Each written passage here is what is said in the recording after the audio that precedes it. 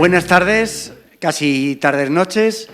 En primer lugar, muchísimas gracias al Teatro del Barrio por haber mostrado su disposición a ofrecernos este espacio que es único en Madrid, de encuentro, de discusión, de convivencia. En ese sentido, estamos muy contentos desde la Fundación al organizar los actos de la Comuna y de cerrarlos aquí en la tercera de sus sesiones dentro del Teatro del Barrio. Cuando iniciamos hace ya 2 semanas la presentación de este recordatorio de la Comuna, dijimos una cosa que es fundamental y que hoy es todavía más fundamental y más real, que es que lo que queríamos era escuchar. Algo que está tan perdido dentro de nuestras costumbres naturales en estos días donde hablamos y escuchamos muy poco. Hoy la doble sesión que vamos a tener es sobre todo de escuchar, de oír, de sentirse parte de algo más allá de nosotros. Y en ese sentido vamos a tener 2 partes realmente atractivas en la reunión en la cual nos encontramos. En primer lugar, gracias al trabajo y a la producción de Rubén Caravaca, vamos a presentar la relación de la Comuna, la gran rebelión social del siglo XIX, con la cultura. Cómo las rebeliones sociales son una fuente inagotable y una fuente fundamental de generación de cultura popular. Y en ese sentido creo que el trabajo de Rubén nos va a situar en un mundo diferente, en un mundo creativo, en un mundo de ilusión, en un mundo de creación y en un mundo de compartir proyectos sociales comunitarios. Y a continuación, ya luego lo presentaré un poco más en detalle, escucharemos de nuevo, escucharemos a los que nunca escuchamos, a las generaciones jóvenes, a los valores nuevos, a los valores que todos debemos escuchar para saber y hacer que este mundo avance. En ese sentido, muchas gracias. Vamos a participar de una velada realmente importante y realmente satisfactoria, que es al final lo que queremos. Queremos que al salir a las 9, 9:30 de la noche, salgamos contentos, más enriquecidos y con más deseos de hacer cosas.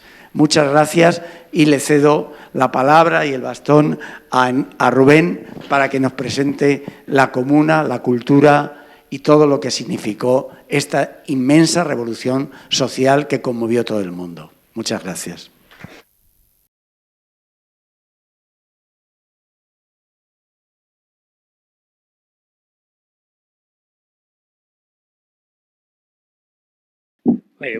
Buenas tardes a todas. Un placer estar aquí. Ha sido interesante investigar sobre este tema, que conocía 4 obviedades y evidentemente he aprendido mucho al prepararlo y por limitaciones de tiempo vamos a centrarlo rápidamente porque no tenemos mucho tiempo, ¿no? Lo primero que habría que decir es que la mayoría de los escritores tenían un sentimiento absolutamente contra lo burgués en esos tiempos. Entonces intentaban mantener siempre los privilegios del orden aristocrático y se escondían tras un falso apoliticismo, eran conservadores y eran bastante reaccionarios. Incluso los que se reclamaban como republicanos eran bastante conservadores, ¿no? Y la mayoría estaban radicalmente enfrentados a los comuneros. A su vez, los de derechas estaban divididos entre conservadores y monárquicos. Es raro ver a los escritores conservadores cualquier comentario sobre las medidas sociales tomadas en tan poco tiempo. Es decir, todos los avances que conseguía la Comuna, pues los escritores conservadores no hacen mención a nada de ellos y algunos califican a la Comuna como una enfermedad moral y fisiológica, incluso algunos lo llevó a calificar como un mal metafísico. Grandes escritores miran despectivamente a los comuneros sin que eso haya de dudar de la valía de sus escritores. Por ejemplo, Flaubert, que era de los más conservadores, Rafa Chirves le calificaba como el gran revolucionario de la novela porque planteaba por primera vez en el eje central de la misma la figura del narrador. Hasta entonces no había ocurrido y el primero que lo hace es realmente Flaubert. El autor de Madame Bovary no modificó nunca su opinión sobre la comuna, siempre fue un gran anticomunero y en esta línea George Sand tuvo fuertes discusiones con su amigo de toda la vida, Victor Hugo. Estuvieron a punto incluso de romper las relaciones porque, aunque Victor Hugo nunca apoyó decididamente la comuna, sí se posicionó claramente cuando la represión que sufrió.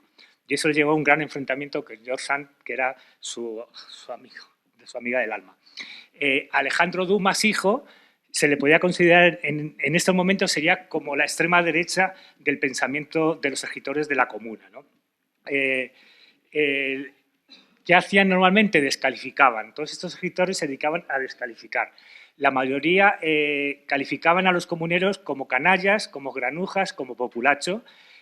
Consideran la rebelión como un acto de delincuentes, bárbaros, bandidos, descalificándoles zoológicamente, les llamaban gorilas, les llamaban hienas, les llamaban bestias, ¿no? Tratan a la comuna como una revuelta basada en la envidia y no una lucha social ni política. Se trata de una lucha del bien contra el mal, de la civilización contra la barbarie, del orden contra la anarquía y el egoísmo, y pretendían, según ellos, la destrucción de la sociedad. De hecho, trataban a los comuneros habitualmente en sus escritos como borrachos, alcohólicos, comentando que la mayoría eran albañiles y presidiarios. Ese era el carácter que tenían. Después de descalificar al pueblo en general, a quien descalificaban eran a las mujeres, que ellas tuvieron un papel fundamental en toda la rebelión y las descalificaban y recibían todo tipo de descalificaciones, la mayoría llenas de obscenidades. Una muestra de misoginia que evidentemente existía antes de la propia comuna, pero que en este tiempo se acrecenta. Incluso vinieron a decir que muchas se habían rebelado por apetito sexual directamente y que su objetivo era el comunismo sexual. Eso está en varios escritos de escritores, ¿no? Después de descalificar al pueblo y a las mujeres, descalificaban a los extranjeros. Decían que los extranjeros, que eran los que habían motivado la comuna, que era una conspiración internacional. Comentaban que el 50% de los que ellos llamaban revoltosos eran extranjeros, cuando evidentemente eso no era cierto, porque cuando se identificó después de la represión de la comuna, se identificaron a 36.000 personas y de esas 36.000 personas solo 1.700 no eran franceses. Como contaba antes, la mayoría de todos estos escritores ignoran siempre la obra de la comuna, no hacen comentarios sobre la condenación de los alquileres, sobre la obra educativa, cuando se establece por primera vez la enseñanza laica obligatoria y gratuita, no condenan la represión de las cerca de 30.000 personas que fueron fusiladas. Incluso Flaubert dice que fueron bastante benignos, es decir, que tenía que haber habido más represión todavía, ¿no? Uno de los aspectos más importantes ya referido al tema del arte fue la Asamblea de Artistas. Una Asamblea de Artistas en la que participaron 400 personas, pintores, escultores, arquitectos y muy pocos escritores. Se elige un comité con listas y votación secreta y salieron elegidos los representantes de los artistas, 16 pintores, 10 escultores, 5 arquitectos y 6 grabadores. Por primera vez, y es muy importante, tienen presencia en las artes decorativas, es decir, lo que ellos llamaban las artes menores, que de alguna manera era la primera vez que se planteaba, con lo cual estábamos hablando de lo que podríamos entenderlo como la primera revolución cultural que se produce en la historia, ¿no? La Federación de Artistas proponía, entre otras cosas, la liberación del control de la creación por el Estado. Es decir, el Estado no tenía que intervenir absolutamente para nada. Autonomía del arte y los artistas totalmente. Los artistas debían encargarse directamente de la gestión de su obra contra las ayudas estatales que discriminaban a algunos artistas y beneficiaban a otros, y la eliminación de subvenciones porque eran calificadas como sobornos para los artistas. Evidentemente, eso es un paso fundamental que nunca se había dicho hasta entonces, ¿no? Ellos proponían la creación de cooperativas como alternativa, que los artistas autogestionaran independientemente sus obras del Estado y que promovieran el arte público. Es decir, que los artistas intervinieran en los espacios públicos, pintando en los ayuntamientos, en los mercados, en las estaciones. Crearon su propio medio de expresión que era el oficial de las ARC, y ellos mismos plantearon y llevaban el control de los museos huyendo de vigilancias y censuras, ¿no? Unieron todas las actividades artísticas. Cuando digo las artes menores, ¿quién eran las artes menores? Por lo que entendíamos por artesanía. No eran entendidos como arte, y esto por primera vez mezclan a las artes mayores, por decirlo de alguna manera, con las menores. Fue la primera vez. Basaban todo esto, lo basaban para evitar cualquier tipo de represión y censuras existentes. Estaban luchando contra el control jerárquico de la distribución y la comercialización, planteaban la gestión directa. En la gestión directa de los museos organizaban los artistas, proponían organizar las exposiciones, tanto locales, regionales, nacionales como internacionales, y romper la relación jerárquica que existía entre el arte y la industria. Es decir, lo que pedían fundamentalmente era la independencia total del Estado. En el tema avanzaron en tan poco tiempo que duró, es decir, en los 2 meses escasos, 2 meses y un poquito que duró, crearon la primera escuela artística para niñas a partir de los 12 años. Propusieron que todos los artistas, independientemente de la diferencia de sexo y actividad, cobraran lo mismo, y se pone el primer sistema que se conoce de guarderías. Lo instaura la comuna y se recupera la idea de biblioteca pública. Hasta entonces las bibliotecas, las aristocracias o la gente bien llegaba a la biblioteca, se llevaba el libro y nunca lo devolvían. Entonces se instala ya que se lo puedes llevar, pero que tendrías que devolverlo, ¿no? Derribaron de alguna manera, cuando intervienen derribando la columna Vendón, lo que intentan de alguna mente es derribar la columna que glorificaba, se puede decir, al imperialismo napoleónico, que era por lo que se había instaurado esta columna, y también acaban destruyendo la guillotina, ¿no? Es decir, que son las dos grandes propuestas comuneras, donde evidentemente hubo una parte importante de la gente de la cultura, exigían la dignidad del pueblo contra las patrias, hicieron un concepto universal de república y la fortaleza del internacionalismo. Es decir, ese fervor comunero fue lo que realmente aterrorizó a las élites, que se fueron de París y evidentemente se establecieron en Versalles y en otras localidades. Por eso, por el derribo de la columna y por ese sentimiento internacional, muchos comuneros fueron calificados como antipatriotas. Enseguida, los comuneros empezaron a hacer funcionar las actividades culturales. Así, la Biblioteca Nacional, bajo la dirección de Elisée Reclus, empezó su actividad el 24 de abril, la Biblioteca Mazarín empezaría el 8 de mayo, y en cuanto a los museos, por ejemplo, el 15 de mayo ya estaban en marcha la mayoría de los museos. 6 días, como el 21 de mayo así, ya estaban en marcha también los cursos de historia natural. Un tema muy importante que hacen los comuneros es crear su propia empresa, su propia prensa. Hay una gran cantidad de publicaciones en esos 2 meses, de periódicos, de panfletos, de viñetas, de carteles, editados en tan poco tiempo. Se estima que se pudieron realizar más de 60 publicaciones, y se dice que en esos días la reina de todo aquello que acontecía era realmente la prensa que crearon, ¿no? Una cosa que empezaron a hacer, que no se había hecho, era la primera vez, por el analfabetismo que tenían parte de la población, era crear viñetas y murales que identificaran, ¿no? Fueron los primeros, por alguna manera decir, en la comuna surgieron los primeros grafiteros, por decirlo de alguna manera, en un lenguaje más actual, ¿no? Se podían relacionar muchas más actividades y situaciones, pero la apuesta a la cultura la podíamos resumir como la cooperación entre los artistas para desarrollar sus propios proyectos, es decir, la autoorganización, el sindicato, donde la dignidad de cada artista estaría protegida por los demás integrantes del sindicato, la autogestión automáticamente y la vinculación entre ellos. Como decía antes, sin ninguna vinculación del Estado y trabajando en una lucha colectiva, feminista y descentralizada. Al rechazaban, como he dicho, todo tipo de subvenciones y de mecenazgo, se desmarcan del patrocinio estatal y de la filantropía, Hoy, para entendernos, hoy huirían evidentemente de las propuestas que se entienden como liberales y huirían también de las propuestas culturales socialdemócratas. No tendrían que ver nada con lo que proponían los comuneros y mantenían que el ser humano debería tener la facultad de dar rienda suelta a su imaginación libremente sin interferencia de nadie.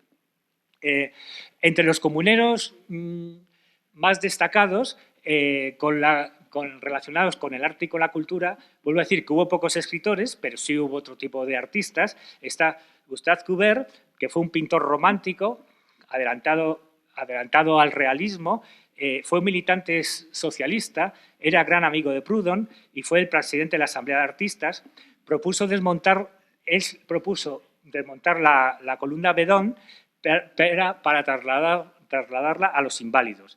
Cuando la derribaron, él no participó directamente, pero le sacaron una foto felicitando a uno que había participado y por eso le pusieron una multa de 10.000 francos de la época. Imaginaros lo que era, ¿no? Se tuvo que exiliar a Suiza y fue una persona que nunca olvidó ni sus orígenes ni su ideología, ¿no? Otro personaje importante fue Honore Daumier, que compartió sus actividades artísticas con actividades, se puede decir, revolucionarias, y en él se inspiraron pintores como Delacroix y Monet, ¿no? Estos serían dos pintores que fueron importantes. Interesante contar, Víctor Hugo, el genial autor de Los Miserables, puso en Los Miserables por primera vez al proletariado en el eje de la trama. Como he dicho antes, no compartía el proceder comunero. Él decía, estoy a favor de la comuna por principios y contra la comuna en su aplicación, pero tomó partido claramente cuando la represión se instauró. Él decía que había que reivindicar la dignidad de los represaliados. Defendió como pocos a Louise Michel, a la petrolera, que les calificaban como petroleras, siendo repudiado por su amiga George Sand, que calificó a los comuneros como verdugos, no como víctimas. Eugène Boatier es uno de los grandes representantes del movimiento obrero francés. En el año 1830 compuso ya una canción que se llamaba Viva la libertad. En 1948 luchó contra la monarquía, se libró por los pelos de ser ejecutado, igual que en el año 1851 se libró de ser deportado por estar enfermo y fue uno de los primeros que firmó la adhesión de la sección francesa a la Primera Internacional. Fue elegido representante de la Comuna por 3.352 votos de un censo de 3.600. Es decir, y estuvo luchando en las barricadas. Cuando estaba luchando, la policía le dio por muerto y estaba escondido en una buhardilla en Montmartre, donde escribe los versos de la Internacional. Exiliado en Londres y en Boston, conoce a Marx y tuvo una relación con su hija y casi acaban siendo familia. Vuelve a Francia y allí apoya a Guedes y a Lafargue en la creación del Partido Obrero y su entierro fue multitudinario. Un año después componen la música a sus versos de la Internacional y en 1888 es interpretada por primera vez en Lille, en la localidad de Lille, por primera vez, ¿no? Y a partir de entonces se empieza a cantar por todo el país y en 1900 se convierte en el himno del movimiento obrero. Que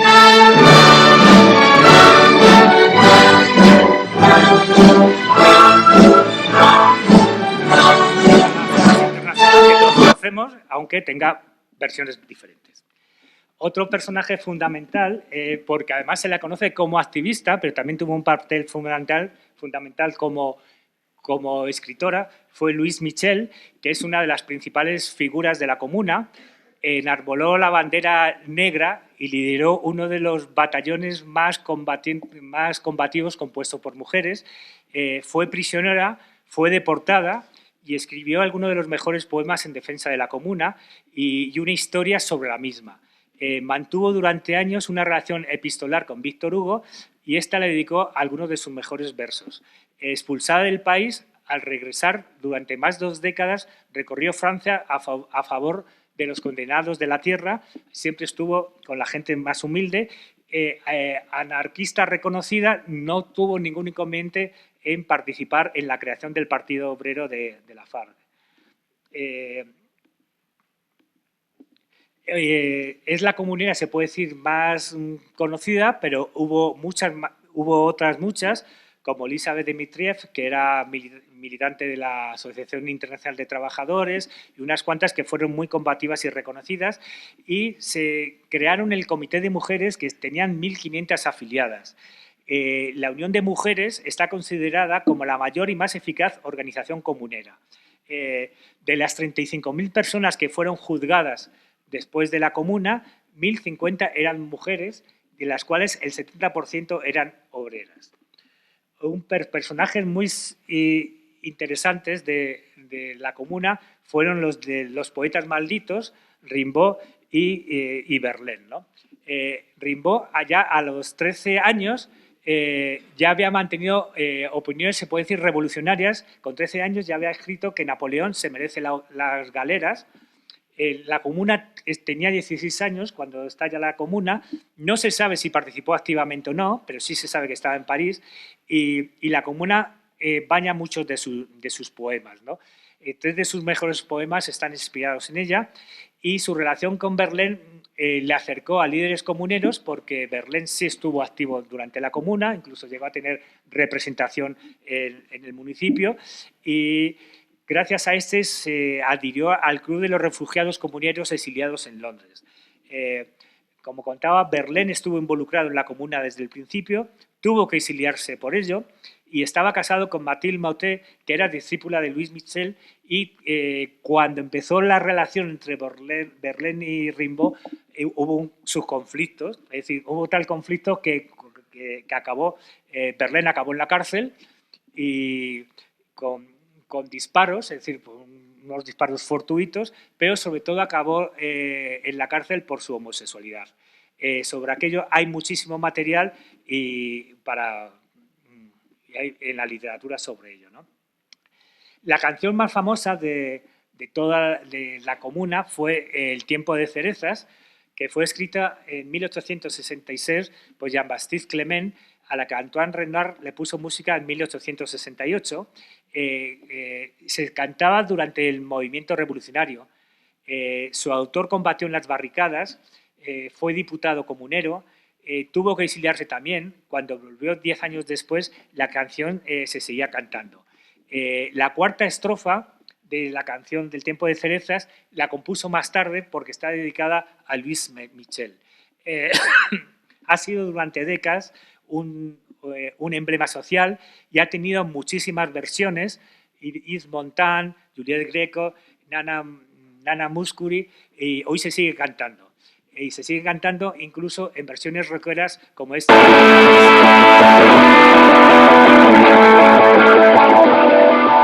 Quand nous chanterons le temps des cerises, les guerres signalent, les mers de mon cœur seront tous en fête. Les belles auront la folie en tête, et les amoureux du soleil au cœur. Quand nous chanterons le temps des cerises, sifflera bien mieux le merle moqueur.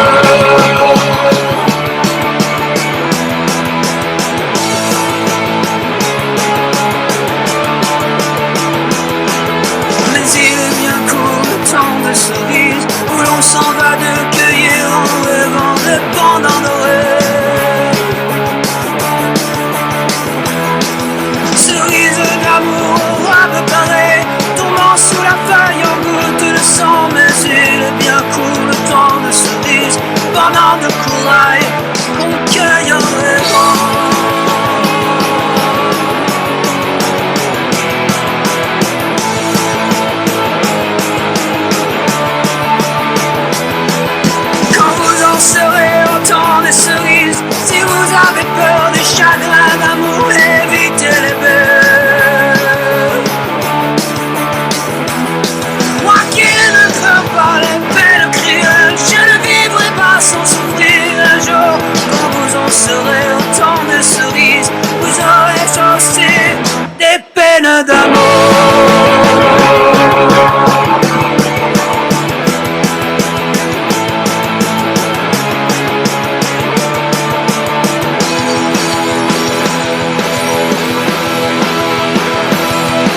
J'aimerais toujours le temps de cerises. C'est de ce temps-là que je garde au cœur une plaie ouverte. Et d'armes fortune en m'étant offerte ne saura jamais calmer ma douleur. J'aimerais toujours le temps des cerises et le souvenir que je garde au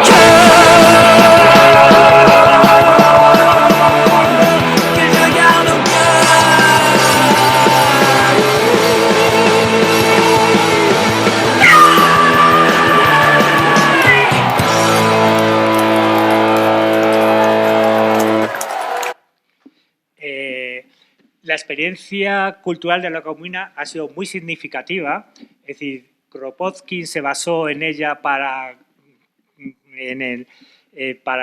cubrir las necesidades de la alimentación en las grandes ciudades. Se basó un poco en lo que había ocurrido en la comuna. William Morris y John Ruskin reivindicaron la belleza como resistencia cultural. Marx, Lenin y Trotsky mostraron críticas y tuvieron que revisar sus primeras intervenciones sobre el tema de la comuna. Para Bakunin, el régimen comunal había devuelto el organismo social todas las fuerzas que hasta entonces se las había quitado el Estado.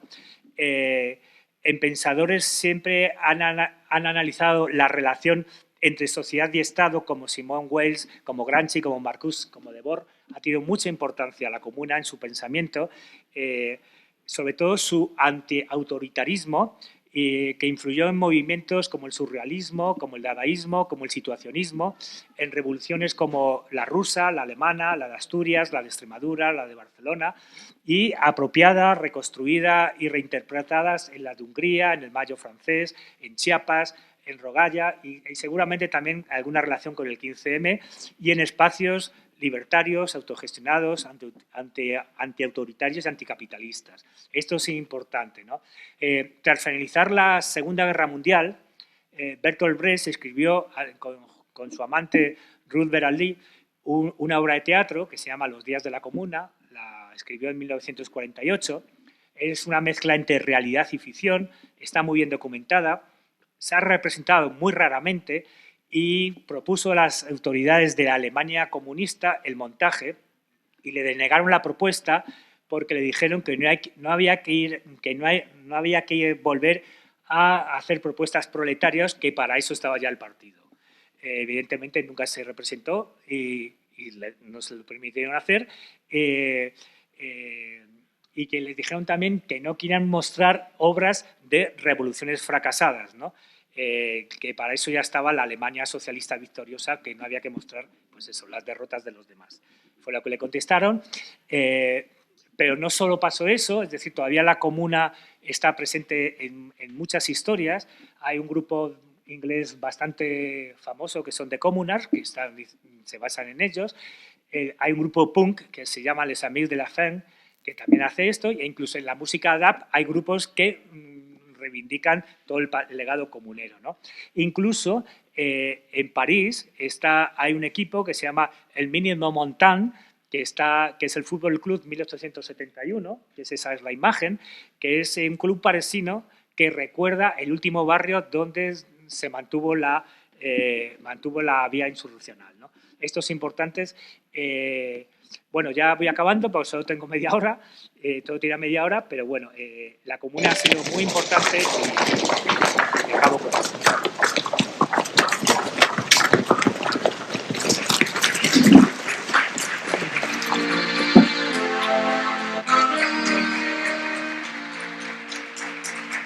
Sans doute, mon amour, on n'a pas eu de chance. Il y avait la guerre et nous avions 20 ans.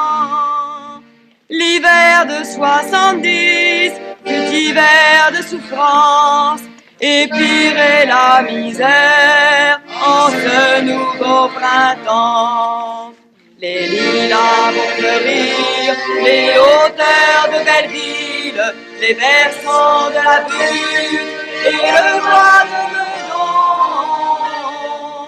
Nous irons les cueillir en des temps plus faciles. La commune est en lutte et demain nous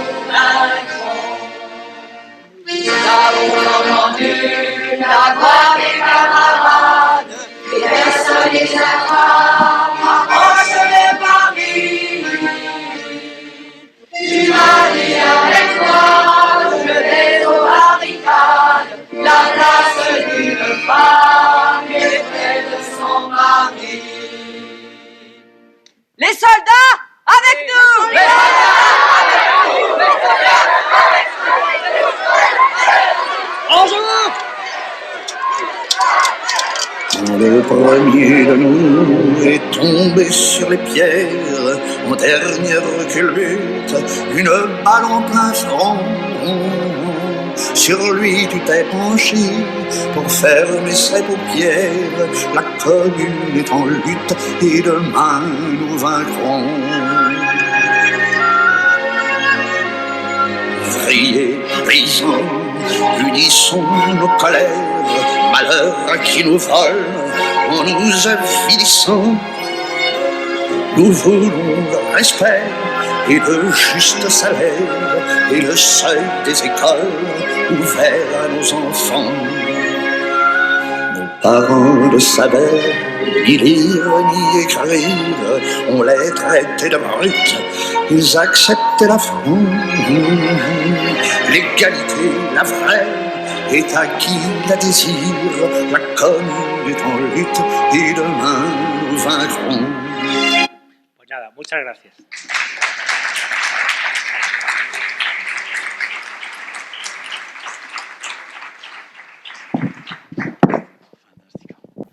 Bueno, muchas gracias, Rubén. La verdad es que es un disfrute. Era para pasar la tarde que nos contase más cosas tan bonitas. Y entonces vamos a pasar a la segunda parte de la sesión. Yo creo que esta segunda parte de la sesión de hoy es casi el objetivo que nos dimos cuando desde la Fundación pensamos en hacer unas jornadas respecto a la comuna. Por eso las denominamos también escuchando a la comuna, ¿no? ¿Y qué era lo que queríamos escuchar? A nosotros... ¿No veis? Hay veces que hay que escuchar poco porque se disfunciona todo. Pero lo que queríamos escuchar no era a nosotros mismos, a los que éramos entusiastas de la comuna, que nos habíamos formado con las enseñanzas de la comuna, a veces mal aprendidas, sino fundamentalmente ver si aquellos valores que impregnaron la comuna y esta República Universal de Trabajadores tenía algo que ver con los valores que hoy también anidan en la sociedad. Y en ese sentido dijimos, esto tiene sentido si escuchamos a las nuevas generaciones. Si escuchamos a la gente mucho menores que nosotros, qué es lo que ven, qué es lo que viven, qué es lo que quieren, qué es lo que desean.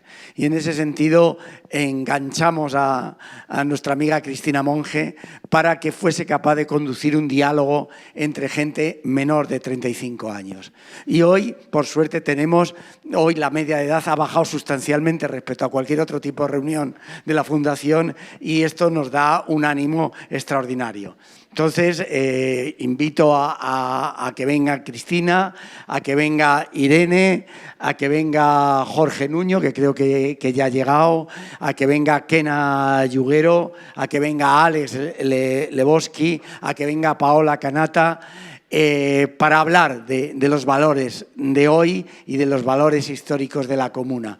Hemos tenido también como consecuencia de la realidad que vivimos dos bajas de último momento, una producto de la tercera dosis de la vacuna contra el COVID, que a nuestro amigo Guillén, delegado sindical del MATS en La Paz, le ha dado un subidón de fiebre y no puede estar, desgraciadamente, y también Anselmo, que desgraciadamente su tía ha muerto hoy y está en el tanatorio. Pero yo creo que con los que estamos aquí, con los que estáis aquí, vamos a poder tener un encuentro precioso. Antes de acabar, y como luego algunos se van a ir antes de que acabe, paso 3 comerciales rápidamente. Uno, hay libros a la salida de una nueva publicación de la Fundación sobre el exilio republicano, que a la vez presentamos el viernes en la librería Sin Tarima. Creo que es una experiencia sumamente interesante también de la Fundación. Y el último comercial, que seguro que os gusta más, es que hemos pedido a la gente que lleva el bar del Teatro del Barrio, que hoy, que libraba, esté para ofrecernos algo de beber y algo para disfrutar en la barra. Así que directamente, después de los comerciales, paso la palabra a todos los que estáis aquí.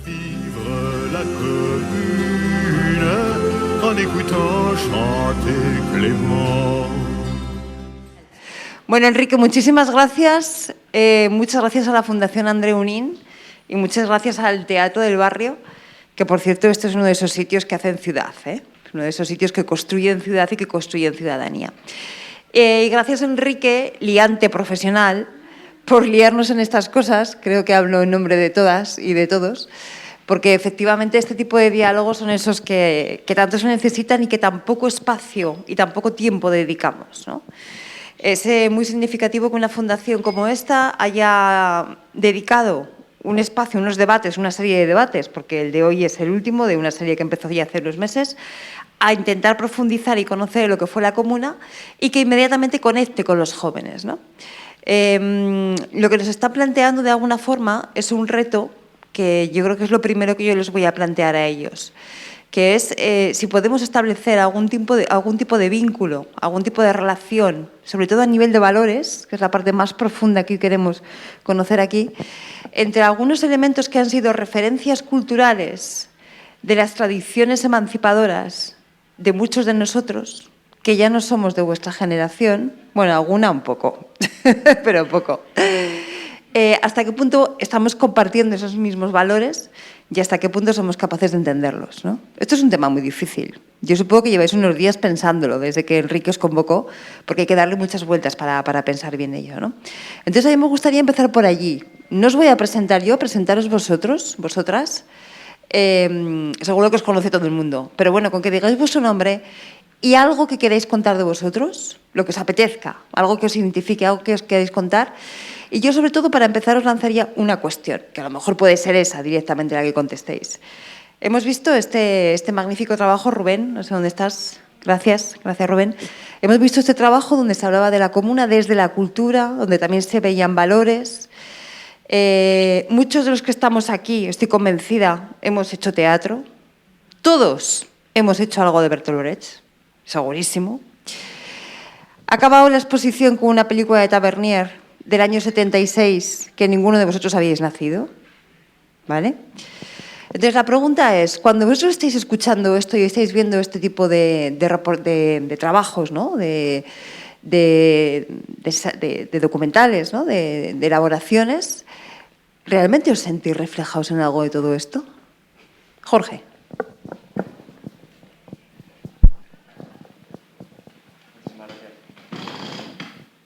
De abajo. ¿Se me escucha? Sí. Bueno, buenas tardes a todos. Muchísimas gracias por estar todos aquí. Muchísimas gracias por introducirnos. Mi nombre es Jorge Nuño. Posiblemente sea hoy la voz menos autorizada de todas las personas que veis aquí. Quizás son un poco las circunstancias las que me han traído aquí o las que han hecho que me pidieran que estuviera hoy aquí con todas vosotras. Bueno, una parte de mi vida es la pintura. Yo fui una de las personas que en 2018 pues realizó un mural participativo en Ciudad Lineal donde representamos a 15 mujeres relevantes de la historia. Durante 3 años ese mural pasó inadvertido hasta que en enero de este año pues un grupo político que todos ya imagináis propuso su borrado. Ese mural, el 8M, apareció vandalizado. No es únicamente esa experiencia porque bueno, en los últimos lustros la verdad es que he tenido la suerte de participar en una serie de eventos que las circunstancias me pusieron allí y he podido vivir situaciones increíbles. Vengo a su vez del asociacionismo, vengo del tejido asociativo, vengo de conseguir, pues por suerte, cosas fantásticas con compañeros y compañeras en distrito, recuperación de espacios públicos, creación de talleres, festivales, etcétera.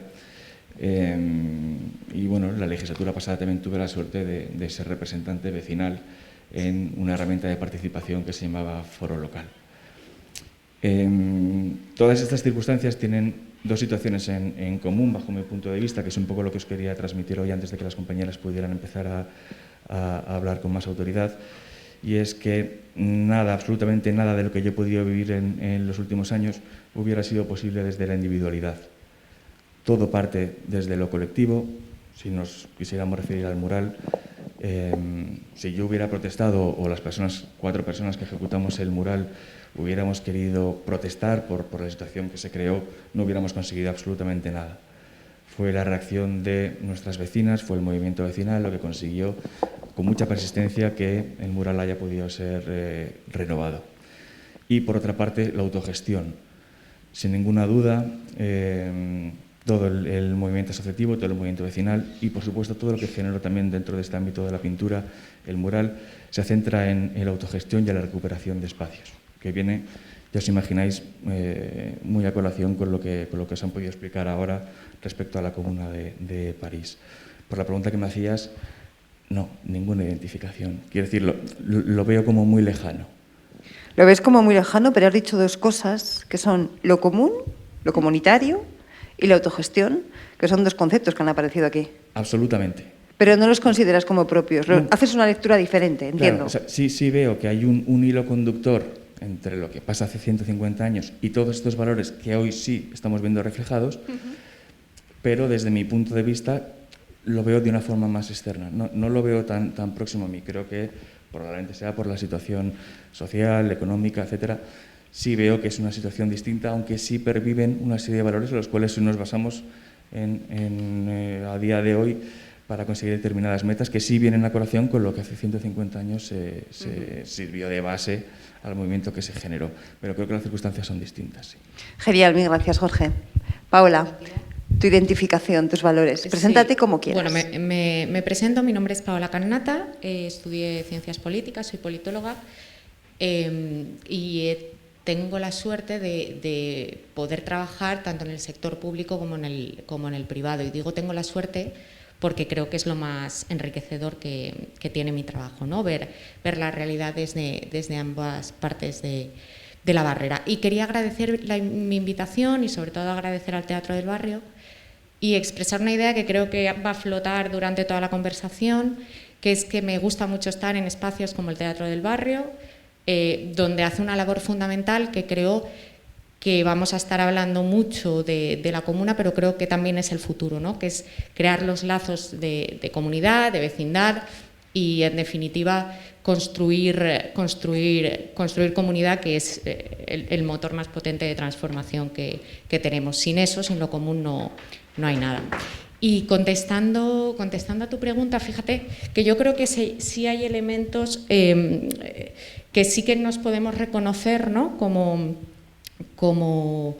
elementos muy comunes en las movilizaciones sociales o en los periodos de transformación, que son fundamentalmente el de la soberanía. Cuando en la Comuna de París, en 1848, se dan muchas revueltas, pero la Comuna no llega hasta 1871 y podemos preguntarnos por qué. Bueno, pues porque a las condiciones de pobreza se suma la sensación de perder tu país cuando lo habías dado todo, ¿no? Esa es la situación de los obreros de París que han defendido su ciudad, pero de repente ven como su gobierno, como la clase burguesa, que por cierto era junto con los que había luchado en la Revolución Francesa de 1789, de alguna manera los dejan varados, ¿no? Entonces ahí crece esa clase incipiente del sujeto político obrero y proletario.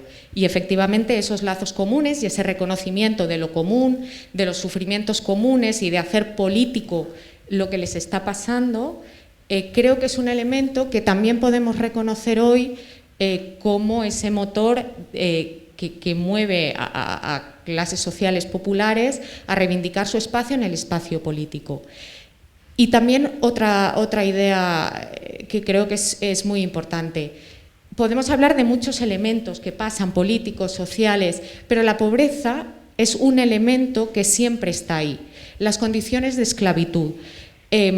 Cuando esta clase popular al fin y al cabo quiere intervenir en el espacio político, comienza a reclamar unas condiciones que les permitan tener, por ejemplo, tiempo, la jornada de 8 horas, tiempo para poder participar en en el espacio público. Por tanto, luego yo creo que estas ideas las vamos a ir desarrollando, pero sí que me gustaría desarrollar la idea concreta, que es que con una desigualdad económica siempre hay una desigualdad política. Una desencadena a la otra y a muchas más desigualdades. Y para terminar, que no quiero que se me vaya la última idea que quería aportar, creo que también, o si no yo misma sacaré el tema un poquito más desarrollado más adelante, pero es verdad, y esto quizá lo digo con ánimo de provocar, creo que la gestión que hace la izquierda de la memoria es un tema importante, porque es verdad que podemos reivindicar todos estos elementos de identidad que a lo largo de la historia la izquierda hemos ido recopilando, pero creo que no hay proyecto más allá o más transformador que crear y conectar con los horizontes del momento para crear futuro. Creo que la comuna no es un punto de llegada. La comuna forma parte de identidad, de memoria colectiva, de reunión, de cultura, pero bueno, quería dejar patente la idea de que si queremos que un proyecto sea transformador y que cambien condiciones de las clases populares, de la mayoría social, creo que el horizonte tiene que ser mucho más ambicioso y gestas del pasado no pueden ser puntos de llegada. Luego hablaremos del pasado y del futuro y de cómo los jóvenes de ahora veis el futuro y cómo veis o no veis el pasado, ¿vale? Creo que es un tema que también me gustaría apuntar por allí. Muchísimas gracias, Paula. Hablabas de más cosas en común, hablabas de transformación y movilización, de pérdida. Me ha llamado la atención que has hablado de esa sensación de pérdida y de politización, una palabra que en nuestra sociedad está maldita. Cuando se quiere decir que algo se está haciendo mal, se dice se está politizando. Dices, no, perdón, ojalá se politizara. Hay veces que se está partidizando, en todo caso, ¿no? Pero ojalá politizáramos la política sanitaria, la política educativa, los conflictos de identidad, los temas nacionales, ojalá los politizáramos, ¿no? Alex, te toca. Creo que eres el más joven, ¿no? Pues sí. Venga. Bueno, yo soy Alex. Yo vengo del teatro y del mundo de la danza también. Y la verdad es que me sentía un poco como pez fuera del agua aquí. Pero eres el único que estás en tu ecosistema, que estás sí, en el teatro. Por otro lado sí. Pero bueno, la verdad que no sabía muy bien qué contestar a esto. Por un lado sí que siento relación con todo lo que serían los valores de la comuna y por otro me siento completamente distante. Algo que me gustaría decir es que, bueno, yo no participo en asociaciones, no estoy metido, ¿no?, como en una actividad política activa, pero sí bastante comprometido gracias a una práctica sobre la que yo ahora mismo me encuentro investigando, que es la teoría y la práctica de los 6 viewpoints, los 6 puntos de vista, que es una práctica escénica que aborda temas como la horizontalidad, la deconstrucción y otra serie de valores que no trascienden únicamente lo artístico, sino también la manera en que nos relacionamos con lo artístico. Y eso pasaría también en las relaciones humanas dentro de un equipo de trabajo, de investigación, académico y demás. Y ahí es donde, por ejemplo, sí que siento mucho esa lucha, ¿no? Como que hay diferentes niveles o capas de acción y digamos que me identifico ahí. Y ahí es donde siento el nexo con ciertos valores de los que se hablaban aquí, ¿no? De lo comunitario, de crear ambientes más horizontales. Y también se me venía una conferencia que fui el otro día en el Centro Conde Duque para escuchar a Marina Garcés y otros dos señores, que no me acuerdo sus nombres. Fui sobre todo por Marina, la verdad. Y era para hablar sobre utopías y sobre el futuro, que lo hablaremos más tarde, pero... No, pero puedes empezar ya, sí. No hay problema. Pero justamente lo que me parecía muy interesante que decía Marina es que colocaba a la generación joven en este punto en el que, claro, ¿con qué futuro nos relacionamos, no? Porque ante tantas catástrofes naturales, la crisis climática, parece como que no hay ninguna capacidad de acción. ¿no? O que la capacidad individual que podemos tener es bastante limitada. Entonces, ya antes de empezar un cambio, hay toda una serie de mareas, ¿no?, que van contra nosotras. Y entonces también en relación con las utopías, como estoy muy de acuerdo con lo que tú decías, ¿no? Como que la Comuna de París, pues nos identificamos, pero es que ciertamente yo pienso que tiene poco que ver con nosotras. O sea, la manera en que se ejecutaba puede ser muy interesante, podemos rescatar, pero me gustaría el concepto ese de anarqueología, como de rescatar lo que nos interesa de la historia para reconstruir nuestro presente y tener una posibilidad de futuro, porque si estamos siempre ancladas, ¿no?, en cómo fue y no aportamos las necesidades y los valores, las preocupaciones que tenemos hoy, lo vería más difícil, es como no facilitarse la tarea. Muchísimas gracias. Entonces, haces esa visión un poco de futuro, pero al mismo tiempo viendo las dificultades, ¿no?, para plantear el futuro. Creo que eso es un elemento transversal, además, a todo lo que vamos a hablar y que probablemente después iremos profundizando. Irene. Bueno, pues muchas gracias. Se escucha bien, ¿verdad? Sí, perfecto. Bueno, pues yo soy Irene Vigil Noguerol. Me acabo de licenciar en Políticas y en Historia, que todavía iba a decir que era estudiante, pero no. Entonces, bueno, en primer lugar dar las gracias pues a mis compañeras y compañeros. Para mí es un privilegio estar aquí, la verdad, porque siempre que he venido ha sido para estar pues en las butacas y de repente verlo desde aquí como que acongoja un poco, pero bueno, pues es un privilegio. Muchísimas gracias también a la Fundación Andreu Nin por darnos la oportunidad de estar aquí hoy, de conversar y de volver a encontrarnos así en este tipo de encuentros que nos sirven para pensar y para pensarnos, ¿no? Entonces, con la pregunta que nos decía Cristina, y un poco cogiendo también lo que han dicho, porque creo que es la respuesta que también yo diría.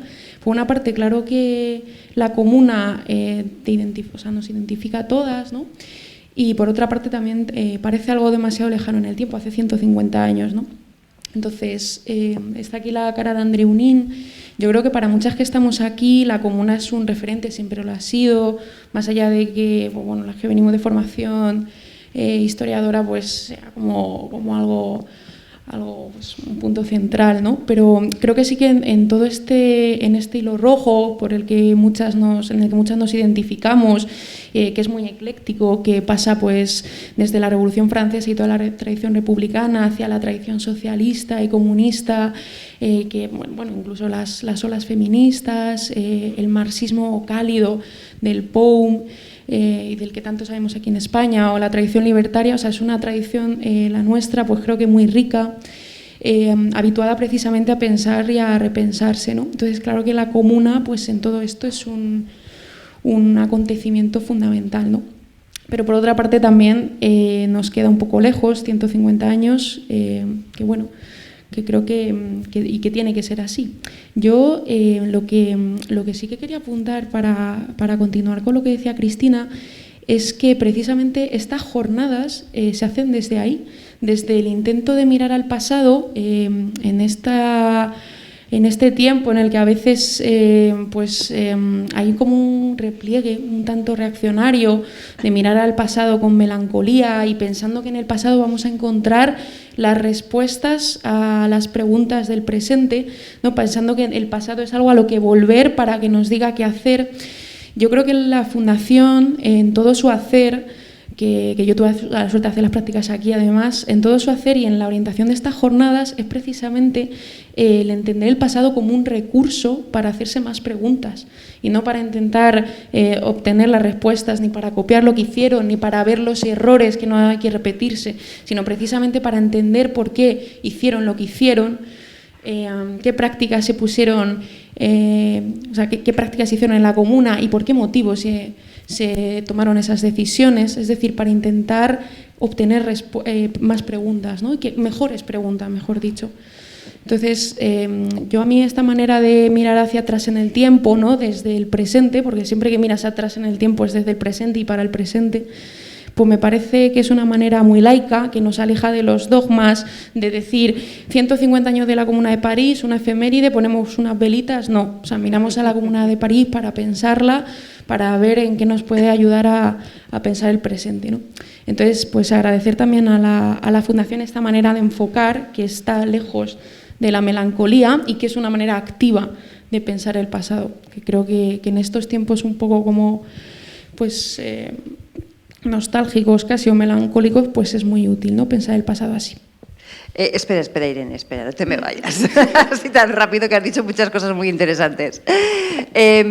Claro, a mí me encanta escuchar esto de que tenemos que volver atrás para hacer preguntas que permitan entender, que en el fondo son las que nos permitan entendernos a nosotros, ¿no?, y a nosotras. Por eso la historia nunca está del todo escrita y por eso volvemos continuamente a ella para hacerle las preguntas que nos hacemos en nuestro día a día.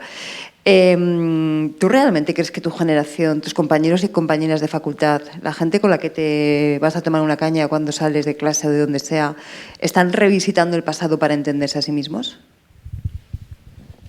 Bueno, depende. Compañeros de facultad supongo que sí, ¿no? O sea, siempre... Venga, sí, de facultad alguna y alguno, vale. Vecinos, vecinas.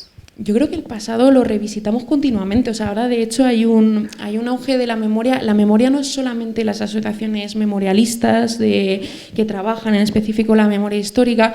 O sea, el pasado es algo que es que eso nos dice lo que somos, ¿no?, y nuestras trayectorias. Entonces, la gente que participa activamente en política, en su hacer cotidiano, tiene siempre legados de memoria. O sea, siempre participa con memoria, con legados de memoria, ¿no? O sea, ya digo, nosotros, muchos de los que estamos aquí, participamos políticamente con una memoria de un hacer de alguien, de muchos, que no somos nosotros y que nos ayudan a pensarnos cotidianamente.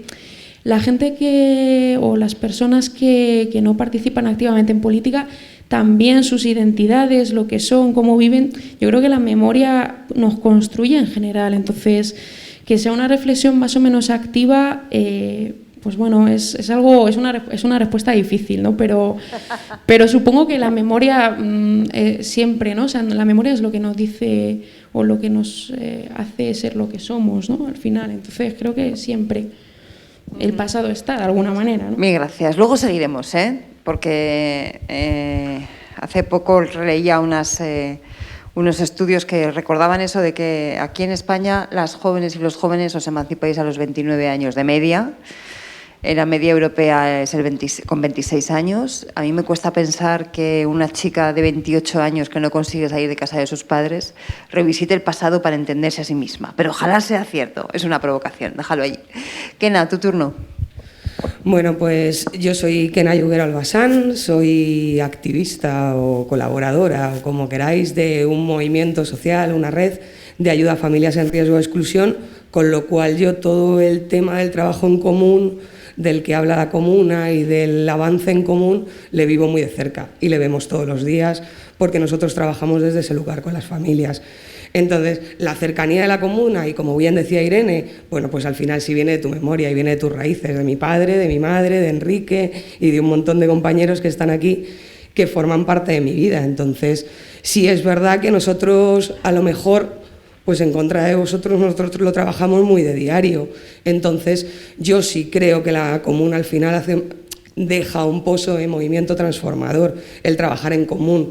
Nosotros el trabajar con las familias en común, con familias en riesgo de exclusión, con personas migrantes que están en muy malas condiciones, y el trabajar con ellas y el aprender o tratar de aprender con ellas cómo es la fuerza transformadora de una persona sola, sino que cuando nos juntamos todas podemos conseguir pues documentaciones o tarjetas sanitarias, o que la gente estudie, o que se puedan empoderar y puedan encontrar un sitio en este país. Como bien decía antes en el documental, había un montón de migrantes, ¿no? Y ahora mismo también. Entonces también vivimos en una sociedad donde es muy difícil intentar encontrar el punto de explicación del odio al diferente, que al final vivimos en una sociedad de aporofobia, como decía el compañero, por el tema de la pobreza. Entonces es muy difícil que se les considere como personas, porque al final nos están calando un discurso que viene a robarnos, a secuestrarnos, a quitarnos cosas y solo vienen a aprovecharse. Entonces, al final, todo ese discurso le tienes que hacer pues trabajando todos los días en los barrios, trabajando todos los días con ellos y viendo que la gente, somos personas todos, vengamos de donde vengamos. Entonces, yo creo que al final eso es un aprendizaje. Al final todo eso siempre viene, pues como decía Rubén, pues de lo aprendido en la Comuna, de lo aprendido en las revoluciones, de lo aprendido en el 15M, y es el pozo que nos va quedando. Y yo desde ahí sí creo que el trabajo en común sí viene desde ahí. Entonces, y al final el trabajo en común sí es transformador. Si tú consigues que trabajando en común, pues un montón de gente que estaban metidos en su casa con unos trabajos muy precarios, pues de repente no sean invisibles a la sociedad y que la gente del barrio los conozca, o que trabajas con menores y consigues que esos menores se integren en el barrio para hacer actividades en común con grupos juveniles del barrio, todo ese movimiento es muy transformador. Muchísimas gracias. Bueno, ya veis que han aparecido cuestiones, valores esenciales que sí, que conectan, ¿no?, unas generaciones con otras y unos momentos con otros. Sobre todo esa parte de lo común, esa parte de lo transformador, eso que tiene que ver con la pérdida, ¿no?, que se señalaba también. Todas estas cuestiones enraizan mucho con algo que se está debatiendo, y yo espero que se debata más en estos tiempos, que es esa sensación que tenemos de incertidumbre y de inseguridad. La teníamos ya antes de la pandemia, ¿eh? Yo siempre digo al virus lo que es del virus, pero no más. Es decir, ya antes de que empezara todo este lío de la pandemia, había una sensación, cuando describíamos grandes macrotendencias en el mundo, pues ¿qué macrotendencias salían? Pues la revolución digital, el cambio climático, los movimientos de personas, ¿no? Y todas esas macrotendencias nos situaban en un escenario de incertidumbre, de tener muchas dudas acerca de cómo era no el futuro más inmediato, sino el presente. Y hasta qué punto íbamos a ser capaces, como personas y como sociedades, de hacer frente a esos desafíos. Cuando llegó la pandemia todo esto se incrementó todavía mucho más, pero que conste que eso no lo trajo el bicho, eso estaba antes, ¿no? Una de las reacciones que se están produciendo ahora en esa situación de inseguridad, y la inseguridad siempre genera miedo, por definición, es una mirada nostálgica al pasado. Un querer volver a un pasado en el que nos sentíamos seguros, o ahora lo recordamos con una sensación de seguridad. Porque quizá entonces tampoco nos sentíamos tan seguras, pero en nuestro recuerdo en estos momentos lo hacemos con esa sensación de seguridad. Bauman escribió ya esto hace muchos años. Él tiene un librito muy bonito que se llama Retrotopía, que es un libro chiquitín que se entiende perfectamente, yo lo recomiendo siempre, que ya dice eso, ¿no? Dice, cuando tenemos miedo, intentamos generar una retrotopía, o sea, situar una supuesta utopía que en realidad jamás existió en el pasado. Y es un sitio al que queremos volver porque nos encontramos seguras, porque nos encontramos seguros, aunque en aquel momento no lo estuviéramos. Vosotros pensáis, Paula, tú que empezabas también hablando de pérdida y estas cosas, ¿no? ¿Tienes la sensación de que esta huida hacia el pasado, buscando entornos de seguridad, es algo que está calando entre las generaciones más jóvenes?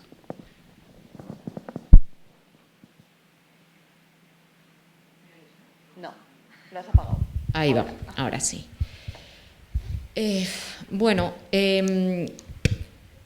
Es verdad que para estas, siempre hago este pequeño apunte.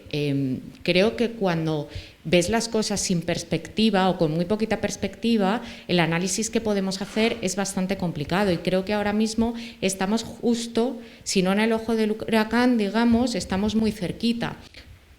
Quiero decir, estamos en el epicentro del momento de cambio. Creo que este proceso es muy grande, pero creo que también nos faltan elementos que dentro de algún tiempo los tendremos para analizar todo esto con una perspectiva histórica que nos dé alguna certeza que ahora no tenemos.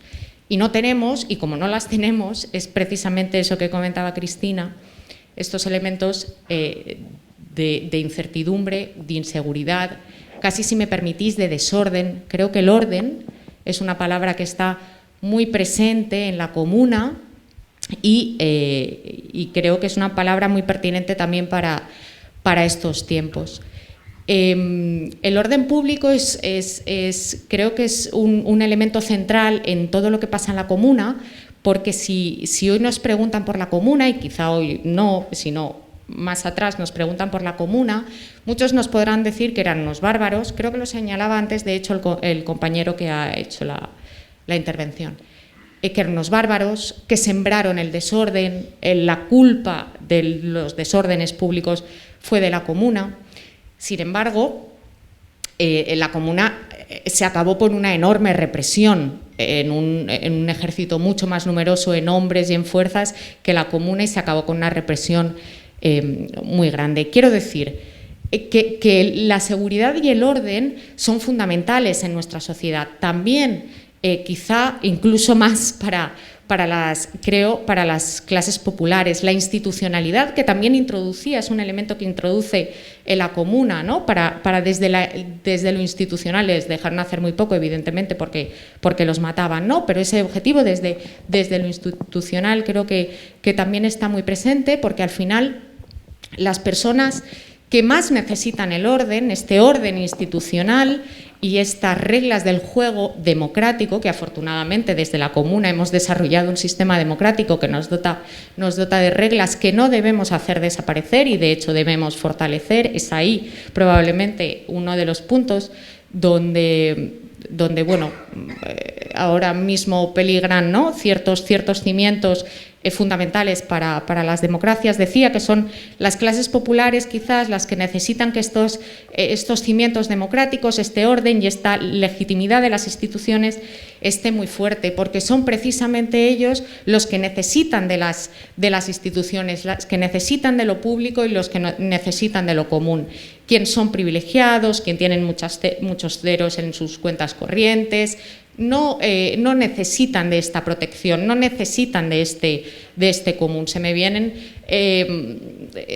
pues cuestiones, ¿no?, históricas de la comuna. La burguesía y el gobierno, cuando ve que estallan todas las protestas en la ciudad, corre a refugiarse a Versalles. Las clases populares no tienen donde refugiarse y bueno, pasa lo que pasa en París, ¿no? Por lo tanto, sí que te recojo el guante, Cristina, con la reflexión. Creo que la incertidumbre, la inseguridad y la pérdida de confianza en nuestros sistemas democráticos, quien más las sufren son las clases populares que necesitan y necesitamos de esas instituciones fuertes que velen por la mayoría social y no por ese poder oligárquico quizá, ¿no?, que curiosamente vemos como... Yo que no soy para nada de mirar al pasado y buscar coincidencias, pero es cierto que esa brecha, bueno, pues quizá se sigue representando mediante, por ejemplo, la desafección política, y creo que eso es importante, insisto, porque quienes pierden, quienes perdemos, sin duda, somos las clases populares. Hay dos, estáis aquí tanto Alex como Jorge, venís del mundo del arte, ¿no? Bueno, estáis en el mundo del arte. ¿Estáis viendo, por parte sobre todo de los jóvenes creadores, de los jóvenes artistas, estáis viendo una mirada al pasado nostálgica en ese ámbito? Como queráis. Pues más que por los jóvenes, yo diría que por los que están más establecidos. Por los no jóvenes. Sí. Esto es un melón. Yo he empezado diciéndoos antes en privado que venir aquí a contar los lugares comunes que se supone que vamos a decir, como que no. Es que sobre todo es paradójico, ¿no? Y hay contradicciones porque siempre, bueno, pues yo ahora hablo desde lo que es mi experiencia y la tuya sería completamente diferente. Y por lo menos creo que en el mundo artístico, por suerte o por desgracia, no existen como esas máximas, ¿no? De esto es lo bueno, esto es lo malo. Pero sí que aquellas personas que a lo mejor hemos podido tener formaciones académicas en lo artístico, vemos que hay todo un avance, toda una investigación, como en cualquier disciplina de conocimiento, y sin embargo lo que se traduce, por ejemplo, a nivel público en los teatros son propuestas que están muy bien y que se está apostando, pero que todavía quedan muy atrasadas comparadas con cosas que se están haciendo en el norte de Europa, en Estados Unidos. ¿Por ejemplo? Por ejemplo, el Teatro Español, Naves del Matadero, es un teatro que, por supuesto, tiene citas de calidad. O sea, yo no me voy a meter con el contenido. Simplemente hago una valoración sobre si en los teatros públicos, que son los que manejan el Estado, que son los que, de alguna manera, donde se pone más dinero, donde hay más medios para hacer llegar un arte de manera más sencilla, aparentemente, porque luego este tipo de teatros pueden conseguir mucho más que esos otros. Al final solamente muestran una cara muy determinada y puede haber ciertos controles ahí, ¿no? Entonces esa está un poco la valoración que yo hago, si realmente tenemos el teatro que merecemos y por qué. O por qué no. Y sí, yo creo que es... O sea, ¿tú ves que sí que hay una cierta vuelta nostálgica al pasado en aquellos que están establecidos, en lo que podría ser el status quo cultural, por llamarlo de alguna manera, ¿no? Vamos a dejarlo ahí, pero no tanto entre los jóvenes? Claro, o sea, yo creo que entre los jóvenes hay muchas ganas. Es que cuando has preguntado lo del deseo de volver atrás, digo, pues otra vez, vuelve a depender de quién. Seguro que muchísimos colectivos o muchísima gente dice, ¿para qué me voy a ir atrás? Que eso no mola. Ya. Pero tampoco puedes imaginar el futuro, por lo mismo que hablaba antes, ¿no? De que tienes ahí todo una nube, una niebla que no te deja ver más allá. Entonces, claro, como que se nos coloca también en un sitio de dar soluciones cuando a lo mejor es más que estamos haciendo preguntas y nos faltan medios para poder llevarlas a cabo, porque hay... Bueno, pues lo mismo que hablábamos con esto del teatro, ¿no? Todos unos sistemas ahí ya bastante establecidos que cuesta hacerse hueco. Claro, pero fíjate, pasar el micro a Jorge. Es curioso que el arte es siempre uno de esos elementos que nos ayudan, que van siempre un poquito a avant-garde, ¿no? Van un poco por delante, van señalando caminos, van abriendo perspectivas. Y estamos en un momento en el que yo creo que estamos haciendo una reflexión colectiva acerca de, sobre todo la izquierda, ¿no? Esa facilidad que tenemos para dibujar distopías, no solamente la izquierda, pero también, para dibujar distopías, para dibujar futuros apocalípticos, para señalar lo que no nos gusta, y sin embargo lo que nos cuesta y lo mal que se nos da, dibujar utopías, dibujar los sitios a los que queremos llegar, mostrar esas cuestiones que queremos ver, ¿no? En el arte, por ejemplo, vosotros veis que hay, sobre todo en el arte joven, una tendencia, una oposición para ayudar a crear esas utopías. No digo denunciar lo que no nos gusta, que eso ya sé que sí, aquí estáis, por ejemplo, sino construir el sitio donde queremos llegar. Por lo menos imaginarlo. Bueno, en primer lugar, tenéis que tener en cuenta que yo vengo de un segmento del arte, que es el arte urbano, que es tremendamente dispar. Pero es súper disruptivo. Sí, absolutamente. Pero sí es cierto que muchas veces depende también del entorno en el que te puedas mover, el que puedas encontrar unos tipos de discursos u otros. De hecho, creo que en este caso tengo una voz menos autorizada porque es una disciplina de arte muchísimo menos académica, ¿no? Realmente la casuística que puedes encontrar con debates como estos dentro de un debate de arte urbano es muchísimo más variopinto, digamos, ¿no? Habéis apuntado un montón de cosas interesantes. Tampoco quería dejar pasar la oportunidad cuando tú hacías mención a esa seguridad en el pasado, que yo sí veo también reflejado dentro del ámbito artístico. No centrándome tanto en esa visión nostálgica que también habéis hecho mención, que tiene una parte de la sociedad que no nos interesa realmente, pero sí creo que hay un punto de vista que también se refleja en el arte, que echa esa vista atrás desde un punto de vista de la pérdida de derechos. Que creo que estaremos todos de acuerdo que en los últimos lustros se vienen dando de una forma sistemática y que supone, lógicamente, una lucha social que tiene su reflejo también en el arte y dentro del segmento del arte en el que yo me muevo. Decía Paula un montón de cosas interesantes. A mí me da pena que me escuchéis después de Paula, porque esto no tiene... Pero hay un montón de cosas con las que me diré hablando con vosotras durante muchísimo tiempo. Y es cuando ella especificaba sobre la necesidad de seguridad y orden, sobre la necesidad de lo público, que es algo en lo que, por supuesto, estoy absolutamente conforme y estoy de acuerdo, de la necesidad que ella especificaba de las clases populares de tener un Estado fuerte, lo he entendido así, como un Estado garante de una serie de bienes y servicios que son indispensables para que todos podamos desarrollar nuestra vida con seguridad. Pero es cierto que la situación actual que nosotros tenemos y que estamos viendo, y el arte solamente es un reflejo tangible de ello, estos poderes públicos no están llegando a proveer a estas clases sociales lo que deberían proveer.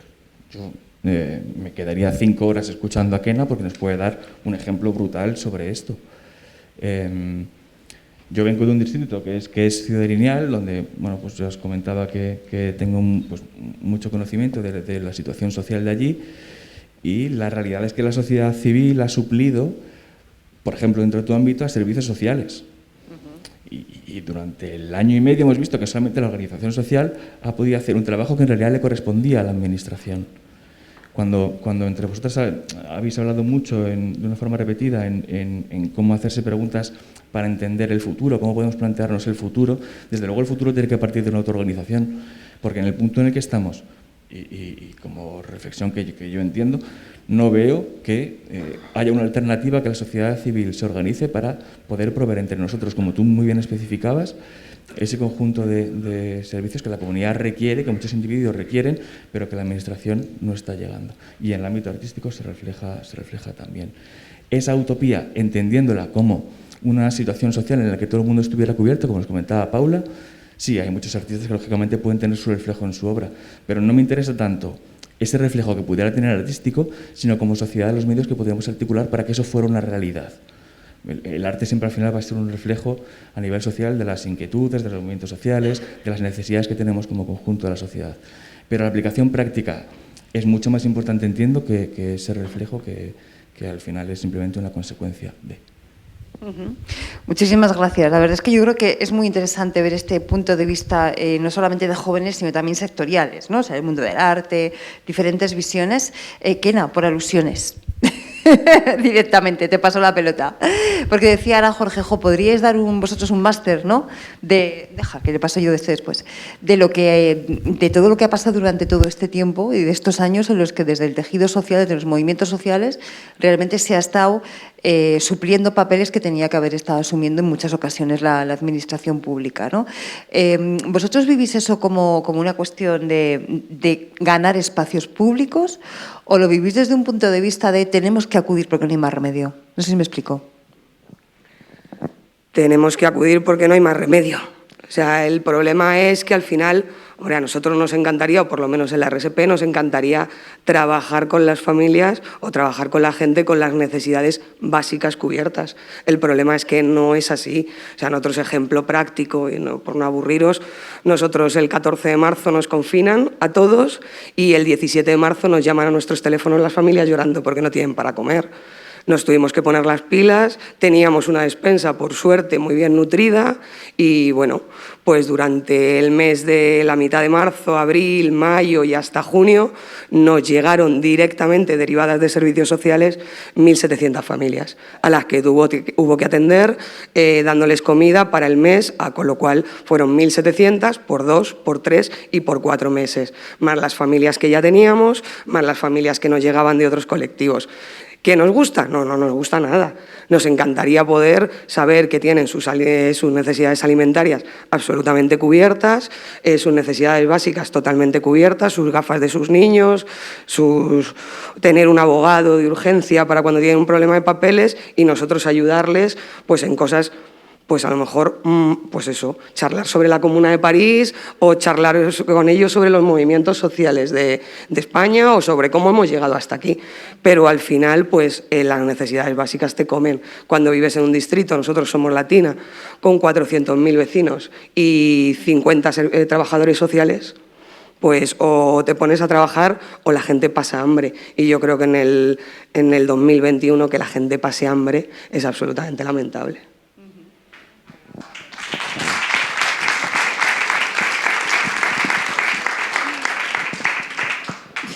Y tan lamentable. Irene, saca tu punto de politóloga e historiadora, ¿vale? Porque fíjate, muchos de los que estamos aquí llevamos muchas décadas reivindicando la función del Estado, ¿no? La función de lo público, perdón, de las instituciones, que lo público es mucho más allá que todo eso. Hemos estado décadas vigilantes y peleando cada uno desde su ámbito, desde el movimiento vecinal, desde el movimiento sindical, desde muchísimos sitios para que el Estado supliera todo eso.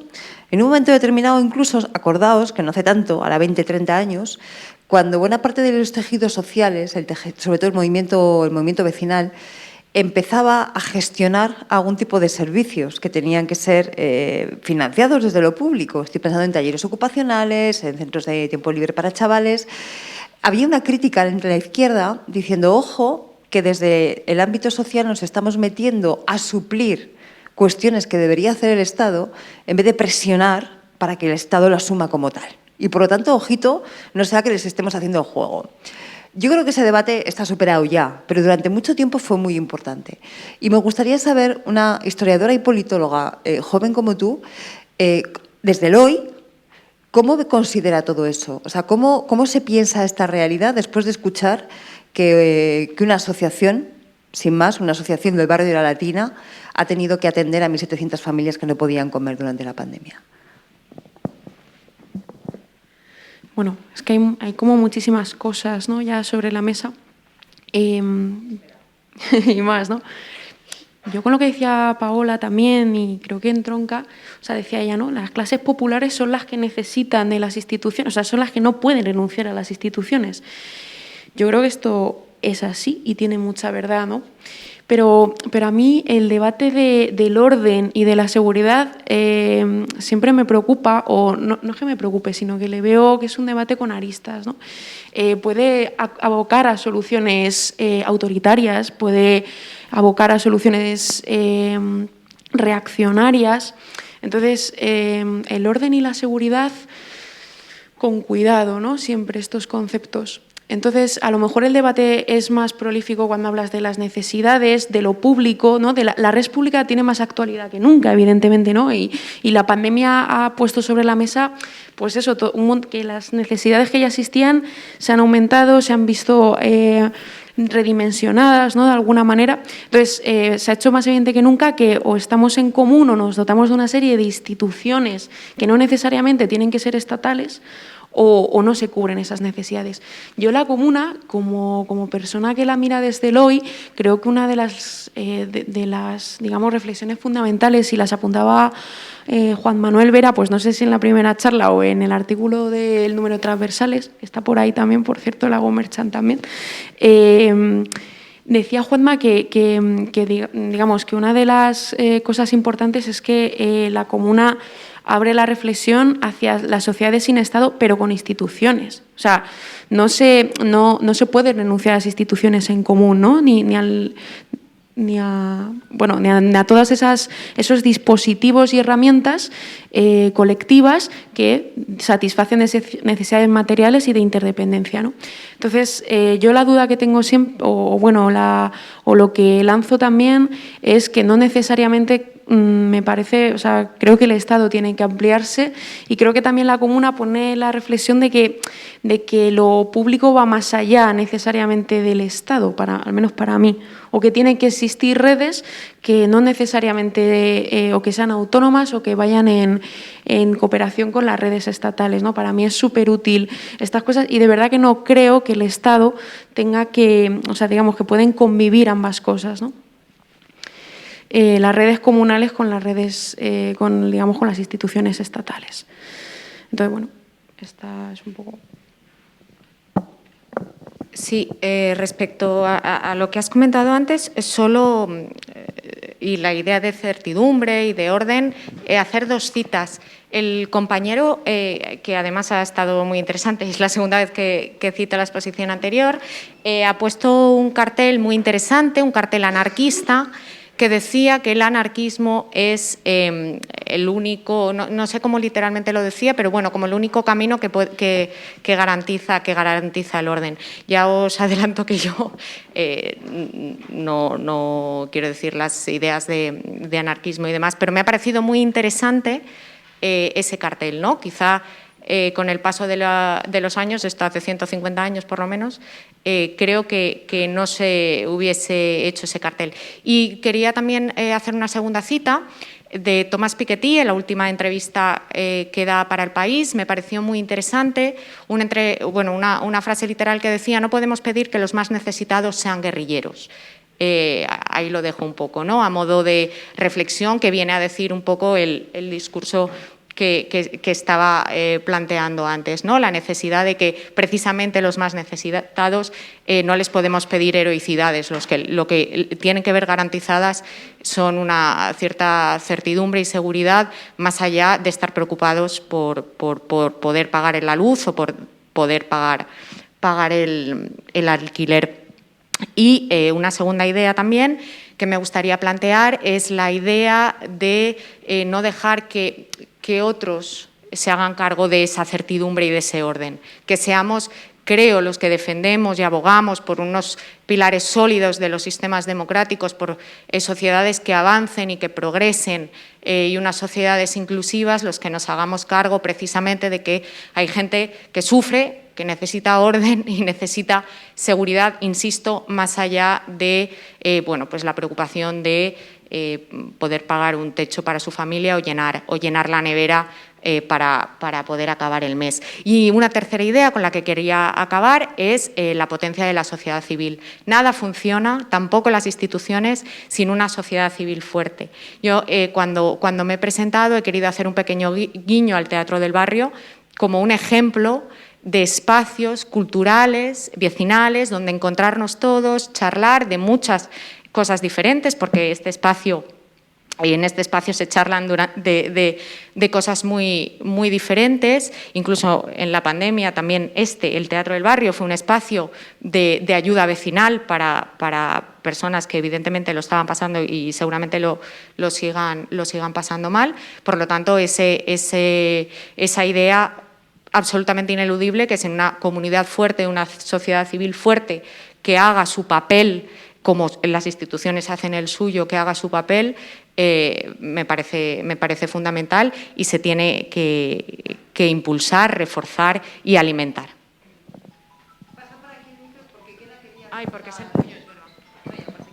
No, yo comentar lo que acabas de decir, que yo creo que los que más sufren sí tienen que ser protagonistas.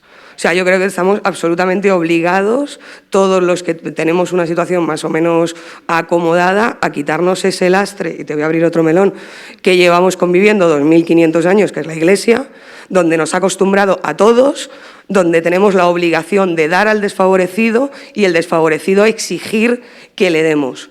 Y creo que ya es momento de que empecemos a enseñar a esos que sufren a que sean guerrilleros y que sean protagonistas de su historia y que los demás vamos a estar para acompañarles donde quieran pelear. Y eso es un camino que nos ha enseñado la PA. Entonces, la plataforma antidesahucios, que es muy bien, o sea, tú tienes un problema con tu casa, tú tienes un problema con tus papeles, tú tienes un problema con documentación, yo voy a estar aquí, pero vamos a luchar en común. Entonces sí tienen que ser protagonistas, sí tienen que ser guerrilleros, no podemos seguir dando y manteniendo únicamente por el rollo católico de sentirnos mal, del moral, del tener que ayudar. No, tenemos que ponernos en común y la única forma que vamos a conseguir de pelear las cosas y de salir adelante es trabajando con ellos, con los que sufren, con todas las personas que tienen problemas de documentación, con todas las personas que tienen problemas de lo que sea, pero en común. No podemos seguir luchando las vanguardias delante y diciéndoles, oye, mira, que hemos conseguido esta ley para ti, oye, mira, que hemos conseguido esto para ti. No, hay que empezar a trabajar en común, que es el único camino en el que conseguiremos las cosas.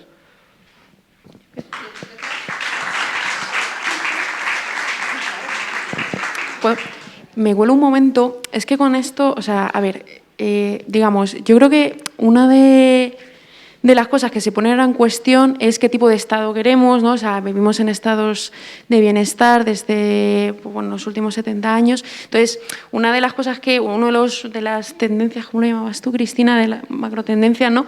Es precisamente el debilitamiento de los servicios públicos. Es una de las cosas también que está revitalizando un poco el debate público, ¿no?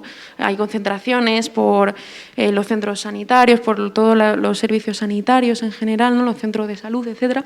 Es uno de los temas que digamos que aviva un poco el movimiento popular, por decirlo de alguna manera. Entonces, lo que está en discusión de alguna manera es qué tipo de Estado y con qué tipo de políticas, ¿no? Ahora mismo en Europa y específicamente en España, ¿no? Qué tipo de Estado de bienestar que tiene que cubrir y que no. Una de las cosas que yo creo que pone la Comuna sobre la mesa es también qué instituciones, que lo hablábamos, o sea, lo hablaba un poco así Paola, ¿no? Que digamos, lo que hacen los funcionarios, la comuna, es que son revocables en cualquier momento, que no pueden superar el salario, o sea, que no tienen un salario superior al resto. Entonces, ponen en la mesa que la representación es importante, o sea, que no se puede ejercer la democracia directa plenamente y en todas las circunstancias de la vida, pero que la representación no nos puede hacer vivir de otra manera que a las personas a las que representas. Entonces, aparte de qué servicios se incluyen y qué tipo de Estado queremos, es también qué tipo de instituciones y qué tipo de representación queremos, que es una de las cosas que también yo creo que las espitas que abre la comuna.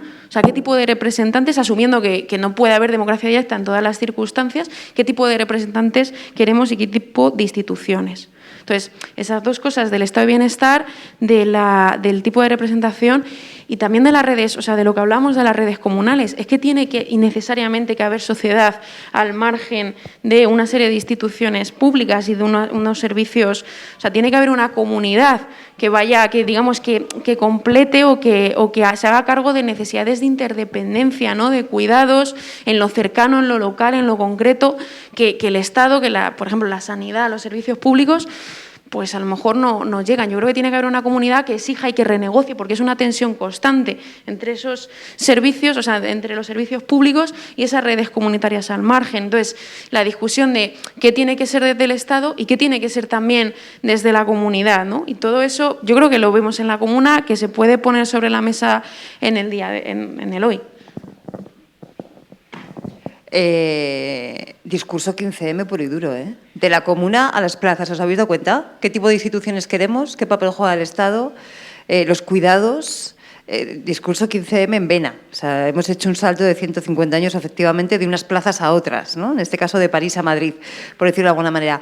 Tengo dos cosas que preguntaros a todos y no me va a dar tiempo. Entonces, lo voy a someter a referéndum, lo voy a someter a consulta.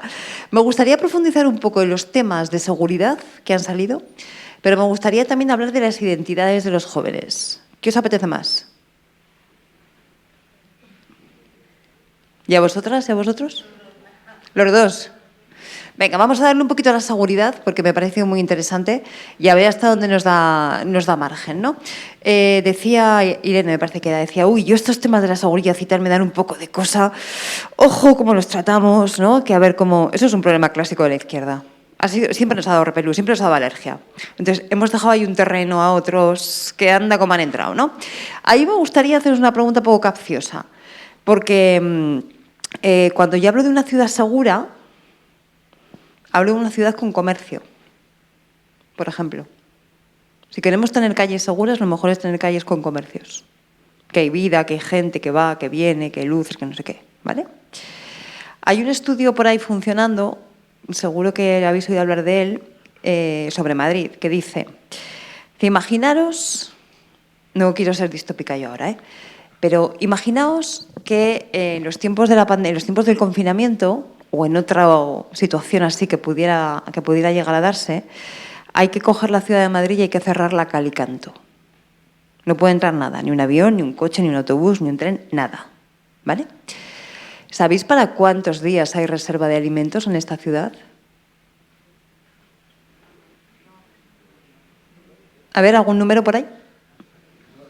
¿Intuís algo? Hay reserva de alimentos, esto obviamente es una estimación, para 7 días. Pero es mentira. Eso es teóricamente lo que se pone en los informes. Porque si tú sabes que la situación es esa, al día y medio empieza a haber saqueos en los supermercados. ¿Vale? Bien. Entonces, para mí una ciudad segura es una ciudad que es capaz de producir una parte, desde luego no podrá ser todo, pero una parte de los alimentos que necesita consumir. O una parte de la energía que consume. ¿Vale? Cuando yo hablo de abrir el debate de seguridad me refiero a estas cosas. Entonces, vamos a hacer una ronda rápida. 2 temas que desde vuestro punto de vista, intentad hablar sobre todo, por favor, desde vuestro día a día, o sea, no desde un punto de vista de ideario político, tal, sino 2 cuestiones que desde vuestro punto de vista serían fundamentales para sentiros seguros. Jorge, empiezas tú, que hace un rato que te tengo callado. Hay un micro por ahí, ¿verdad? Cuando digo 2, pueden ser 1 o 3, por aquello de concretar un poco.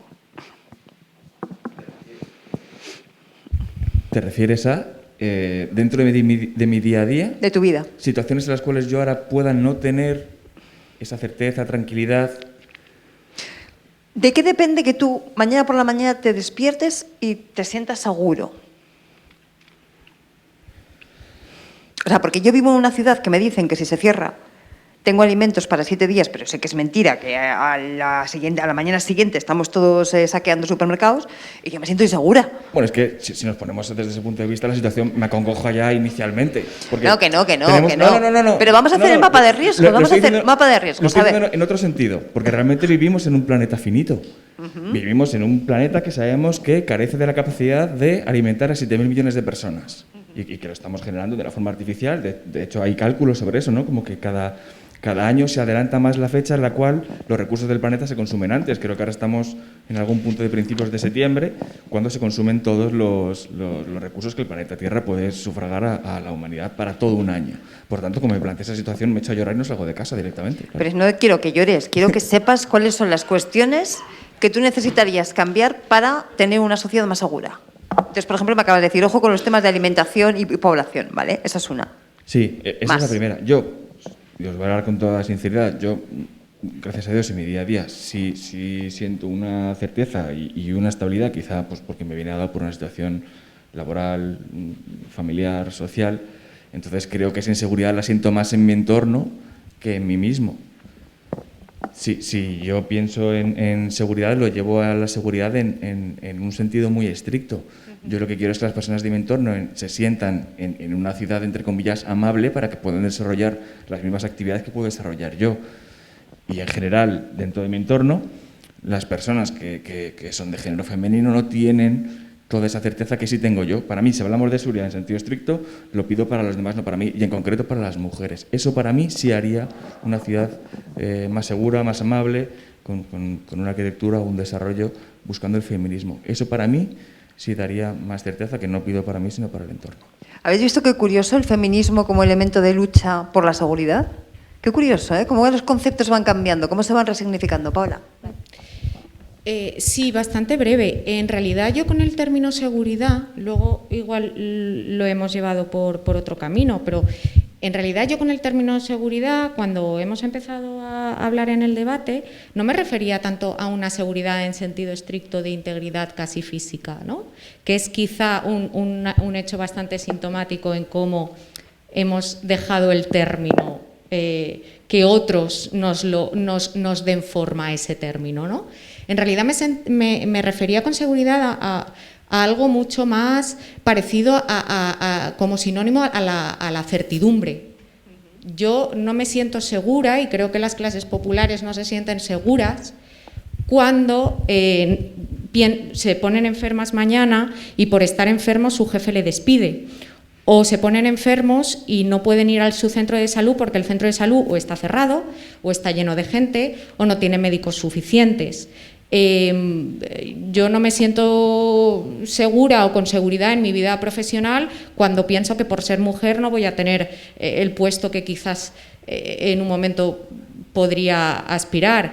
Yo no me siento segura cuando pienso que por ser mujer probablemente me tenga que plantear no tener hijos o tener solo uno, porque probablemente en mi trayectoria vital no me dé tiempo a hacer todo, a ganarme la vida y a ser madre.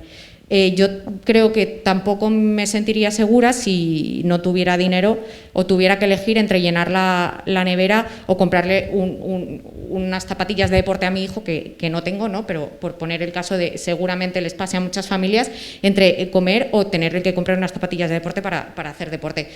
Quiero decirte, situaciones de cotidianidad que dan una situación de inseguridad, y yo, insisto, lo llevaba a un término de sinónimo con certezas, y creo que de eso nos tenemos que hacer cargo todos, desde la parte institucional y desde la sociedad civil, siendo protagonistas del contexto político y de la actuación política, la mayoría de la población, que es la mayoría social, que necesita este tipo de cosas y que nos sentimos todos reconocidos, creo, en este tipo de situaciones, ¿no? Que las hemos vivido o las viviremos de cerca, ¿no?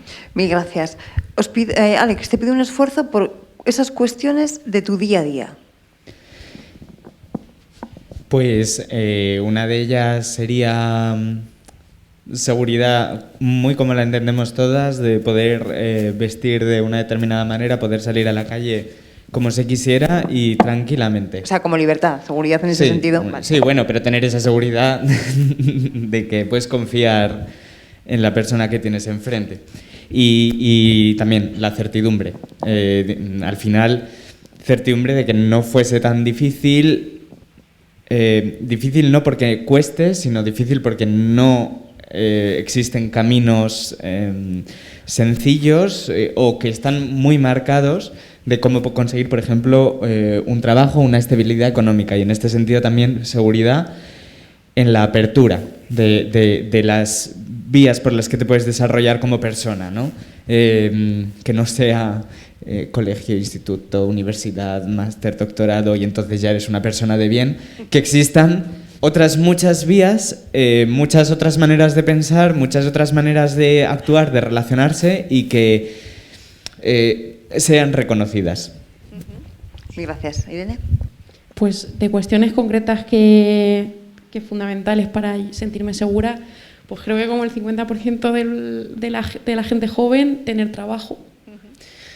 Cuando no lo tienes, y también como mujer, evidentemente, el sentirme segura sería poder ir por la calle sola de noche, ¿no? Creo que es algo que bueno, que es un privilegio que es algo que en general no podemos hacer las mujeres, ¿no? En nuestro día a día.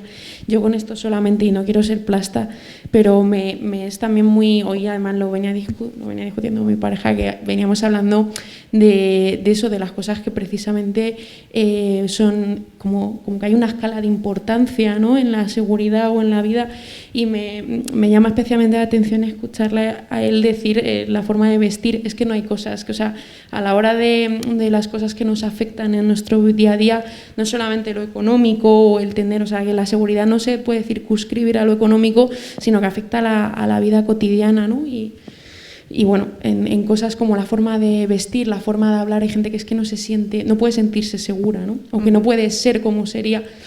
Entonces, que no hay una escala de las cosas, que lo importante es extender la crítica hacia todas las esferas de la vida, no circunscribirse solamente al ámbito de lo económico, que a veces yo creo que pecamos ahí. Muy gracias. Bueno, yo partiendo de la base de que Madrid me parece, desde ese punto de vista de la seguridad que hablaban los compañeros, una ciudad absolutamente insegura y muy desagradable para vivir en el momento de que no hayas vivido en Ponzano y lleves una banderita de España aquí, pues a partir de ahí, pues cualquier cosa de todo lo que han dicho, o sea, ser mujer por la noche, pensar diferente, venir de un país diferente, vestirte diferente, amar diferente y además no tener una sanidad pública universal. Entonces, todo eso hace a Madrid una ciudad muy insegura y muy desagradable. Bueno, habéis visto, ¿no?, cómo hemos repensado la idea de seguridad, y seguro que si siguiéramos más podríamos ahondarlo más. Y además parece que tenemos telepatía, porque con la última intervención Kena me ayuda a unirlo con los temas de identidad, porque ha hecho ahí toda una enorme descripción de cuestiones identitarias, ¿no? Estáis percibiendo la seguridad como algo que tiene que ver mucho con la identidad. Yo tengo un hijo de 16 años con el que discuto mucho de todas estas cosas, y el otro día decía, qué curioso, ¿no? Bueno, todas las generaciones de movimientos progresistas, los que vivieron la transición, los que hicieron la transición, yo no había nacido todavía, ojo, que en este caso me sitúo aquí.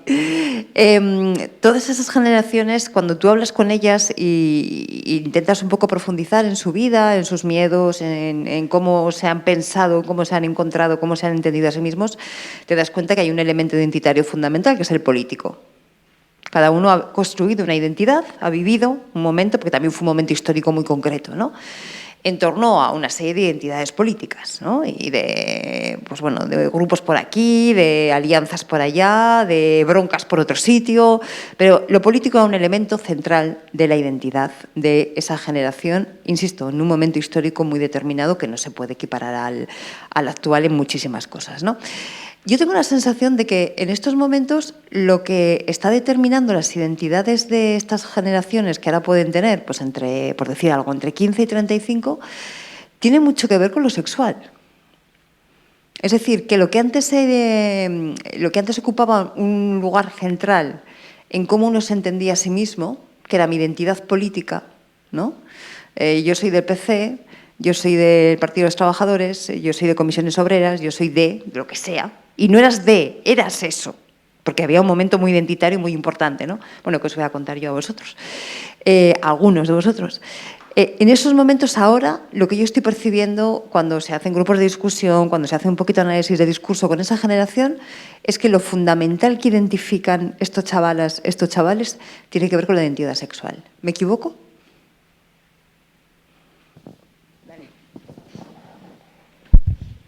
Esto justamente, hay un podcast, no me sale, creo que se llama Gameplay Z, pero o Gameplays, no sé muy bien cómo es. Gameplays. Gameplays.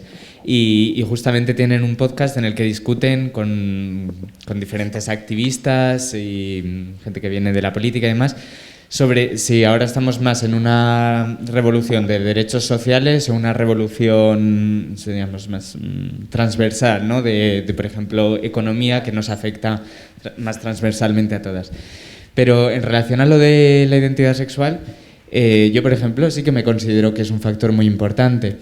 Pero también, ya más allá de lo mío personal, la sexualidad tiene muchísimo que ver con el cuerpo, y en una sociedad en la que de repente empezamos a ser mucho más conscientes de que es nuestro cuerpo quien define nuestra identidad, y nuestro cuerpo está constantemente relacionándose con el mundo, es el medio por el que nos relacionamos, digamos, es como también la manera más directa y más clara, ¿no? de reconocerse. Pues reconocerse a través de la ropa, de las distancias, de las miradas. Y sí que sería interesante abrir, por ejemplo, como las diferencias entre cuerpos según qué clases, ¿no?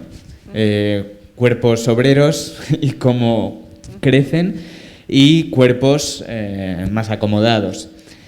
Pero digamos que yo relaciono la importancia de la identidad sexual con la idea del cuerpo, con la idea de la imagen, del cómo te reconoces, cómo te ves. Entonces, ese es el link que yo hago. Sí, me parece interesante también lo que has dicho ahora, porque creo hemos empezado un poco la charla y quizá lo que se adivina, bueno, lo que se adivina no, lo que es evidente de la Comuna de París es que el motor social es fundamentalmente la clase obrera, ¿no? La incipiente clase obrera que va tomando forma y que tomará forma a lo largo de muchas décadas después a través de muchos movimientos sociales y obreros, ¿no? Que darán forma casi a las sociedades que somos hoy. Y creo que hoy un gran tema de debate es precisamente cómo esa identidad que precisamente unía a las diferentes personas y los hacía sujetos políticos porque eran obreros, incluso Cristina lo que decía casi eran, ¿no? del Partido Socialista o el Partido Comunista, en fin, casi lo que tenían en común no eran que se identificaban con una clase obrera. Bueno, yo creo que la complejidad de las sociedades es evidente, se ha evolucionado y es bastante probable que un tema de debate interesante sea alrededor de dónde giran las identidades, porque creo que nos tenemos que hacer cargo y es evidente que las identidades ya no giran solo al mundo trabajo, a cómo te posicionas tú en el mundo respecto a lo que tú trabajas y a lo que dedicas tu tiempo de manera profesional. Y lo uno con lo que decías, porque bueno, pues porque me parece interesante. Entonces, si antes lo que unía, lo que era el motor de lo común, el motor de la transformación, era porque era una clase obrera, una clase popular, con diferentes problemas o demandas que hacían políticas, ahora ¿qué es lo común? ¿Qué es lo que nos une? ¿Qué es lo que no? Quizá haya que buscar, porque las identidades y en lo que se reconoce cada uno es complejo.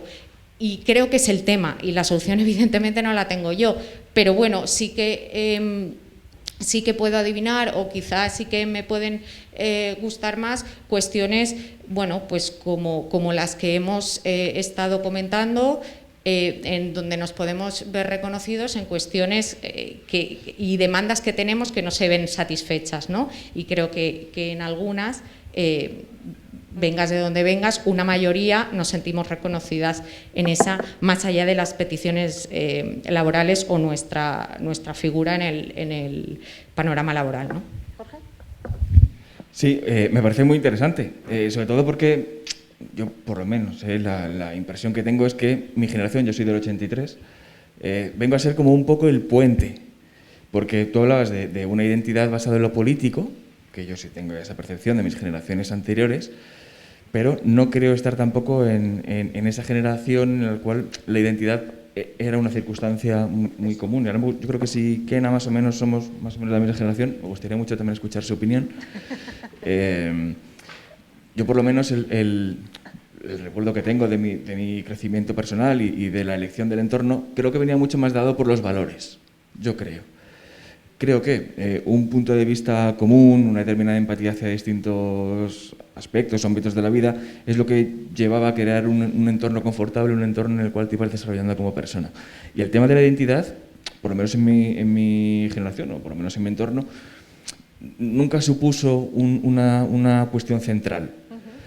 Probablemente, creo, no lo sé, es porque tampoco había un desarrollo social en torno a esa cuestión y que hemos conseguido, con mucha lucha, el llegar a un punto hoy, en 2021, donde sí es una situación en la cual se puede hablar sobre ello, se puede discutir, se pueden dar muchísimas situaciones que eran impensables, por lo menos cuando yo empezaba a formarme como persona. Por eso me siento un poco como el puente entre una situación más rígida en la cual esa identidad política era tremendamente importante, hacia una situación en la cual ya no es solo el ámbito de los valores y el ámbito psíquico, sino, como nos comentaban también, el ámbito físico, y es muy interesante porque es realmente una evolución a mejor, claro. Sí. Bueno, es que súper interesante, ¿no? También lo que apunta Paola de que a lo mejor una de las cuestiones es que la complejidad anima a pensar en qué es lo que une, ¿no? Cuando ya no está el gran sujeto que era la clase, ¿no? Yo creo que también, con esto no es que haya una trampa, pero es que es pensar que la complejidad, no digo Paola, para otros, que esa complejidad es de ahora y que no es de antes, como si las opciones sexuales y la diversidad sexual sea de ahora y no existiera antes, ¿no? O como si tantas cosas fueran de ahora y no llevaban siempre mucho tiempo existiendo, ¿no? Y simplemente que no estaban articuladas políticamente. Yo creo que ahora la gente joven evidentemente nos mueven cosas así, o sea, me costaría muchísimo pensar que a mí me moviera un partido, y eso que milita en Podemos mucho tiempo, ¿no? Pero creo que nos mueven otro tipo de luchas y que las identidades, no sé, o ha cambiado la manera de entendernos en el espacio social, ¿no? Y de entendernos a nosotros mismos y a nosotras mismas. Yo creo que por decir un poquito lo que Cristina nos hablaba antes de las utopías, o sea, digamos, creo que la comuna nos anima a pensar que lo que siempre nos va a unir es el deseo radical de transformar. O sea, alguna de las cosas que une es el deseo de transformar las cosas, y que ya en la comuna ya encontramos que esto no se puede limitar solamente a la clase, sino que la crítica va mucho más allá de lo económico y que va mucho más allá de socializar los medios de producción, que la vida es mucho más que socializar los medios de producción y el cambio es mucho más que socializar los medios de producción, ¿no? Que va ligado a nuestra relación con el entorno, que va ligado a nuestras relaciones sociales, que va ligado a la estética. O sea, digamos que esto no consiste solamente en invertir las relaciones de producción, que cambiar la vida es otra cosa, ¿no? Y que transformar el mundo es otra cosa. Y yo creo que como jóvenes lo que nos apela a la Fundación Andreu Nin hoy es una metáfora de en que la comuna nos hace pensar nuevas utopías. Pues precisamente es en esto, ¿no? En que las utopías del hoy no pueden ser las viejas utopías del lugar de llegada a la revolución socialista y el comunismo, ¿no? Sí, la URSS, no. Que la utopía del hoy no puede ser eso, que es algo pues, mucho más complejo, de largo aliento y que no es un lugar de llegada y que nunca va a ser un lugar de llegada y que no tiene que serlo, ¿no? Bueno, yo estoy totalmente de acuerdo contigo, Jorge. Soy todavía más mayor que tú, yo soy del 77. Con lo cual sí que me siento generación puente y además, como hablaba antes con Cristina, creo que somos un poco, no sé cómo te sientes tú, pero un poco la generación perdida. Nuestros padres lo pelearon todo y quisieron un mundo súper bueno para nosotros y a nosotros se nos olvidó que también había que pelear por las cosas, ¿no? Entonces, bueno, pues estamos ahí un poco en una situación donde durante mucho tiempo, y por eso nos pilló el boom del ladrillo, nos importaba tener una super casa, un supercoche, una casa en la playa y 3 niños que vistieran preciosos. Y nos pilló todo. Pero bueno, yo sobre todo el tema de la identidad, aparte de los valores que dices tú, yo empiezo a tener una sensación, y seguramente viéndoles a ellos es que ya me siento mayor, que es la del bando vencido. Y empiezo a estar muy harta de seguir viviendo por mis valores, por mi planteamiento, por mi forma de vivir, seguir sintiéndome el bando vencido. Entonces, al final, te vuelve otra vez a lo que hablábamos desde el principio, ¿no? A volver a recuperar la historia, a volver a decir... Entonces, me cansa mucho el no poder entrar en un sitio y en una discusión entrar, porque es como, no, pero vosotros, ¿qué vais a saber? Entonces, vuelvo a estar otra vez muy harta de tener que empezar a poner las cosas sobre la mesa. Entonces, seguramente nosotros, o porque vivimos en los 80, o porque éramos pequeños, o porque nuestros padres lo habían peleado todo, toda esta historia de la identidad, yo tenía compañeros que amaban y compañeras que amaban lo que les daba la gana y a mí me daba igual. Eran personas que estaban conmigo en el instituto y me daba lo mismo. Y no tenía esa sensación de a quién amas o cómo te vistes. También vivimos toda esa sociedad de los rockers, los mods, los punkis, los no sé qué, que todo el mundo vestía como le daba la gana y tampoco nos preocupaba. Estaba más basado pues en eso, ¿no? En los valores, en las personas y en qué color te colocabas, más que en los partidos, como decías tú, ¿no? Si te colocabas a la izquierda o a la derecha en función de las afinidades de tus padres o de dónde hubieran militado. Pero yo sí es verdad que ahora, con mi edad y con la gente que me relaciono, estoy muy cansada de seguir siendo el bando vencido. Entonces siempre me paso el día tratando de decir que hasta aquí. O sea, que hemos llegado hasta aquí porque el bando vencido lleva peleando todo lo que ellos destruyeron durante un montón de años. Entonces, al final, sí es verdad que es muy generacional la identidad.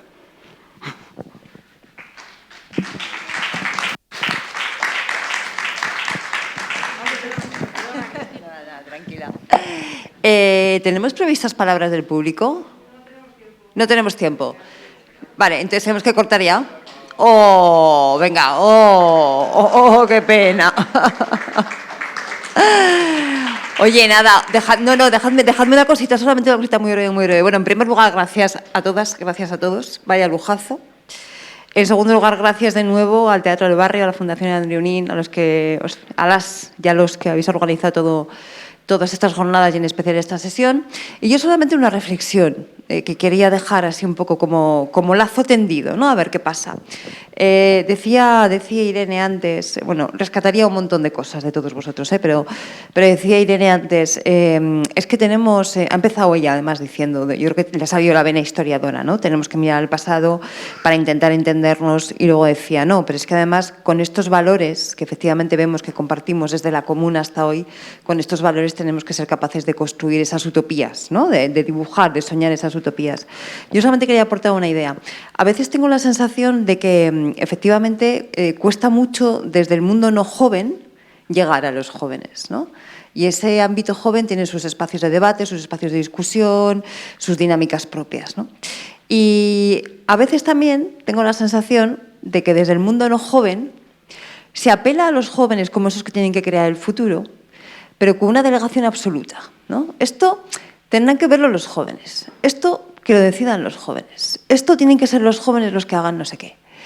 En el fondo, en una sociedad tan compleja y en un momento de cambio tan complicado como el que estamos viviendo, necesitamos entender los discursos, las miradas, los valores, las necesidades de todos, pero sobre todo necesitamos construir esos futuros y esas utopías con los jóvenes y con los no tan jóvenes, ¿no?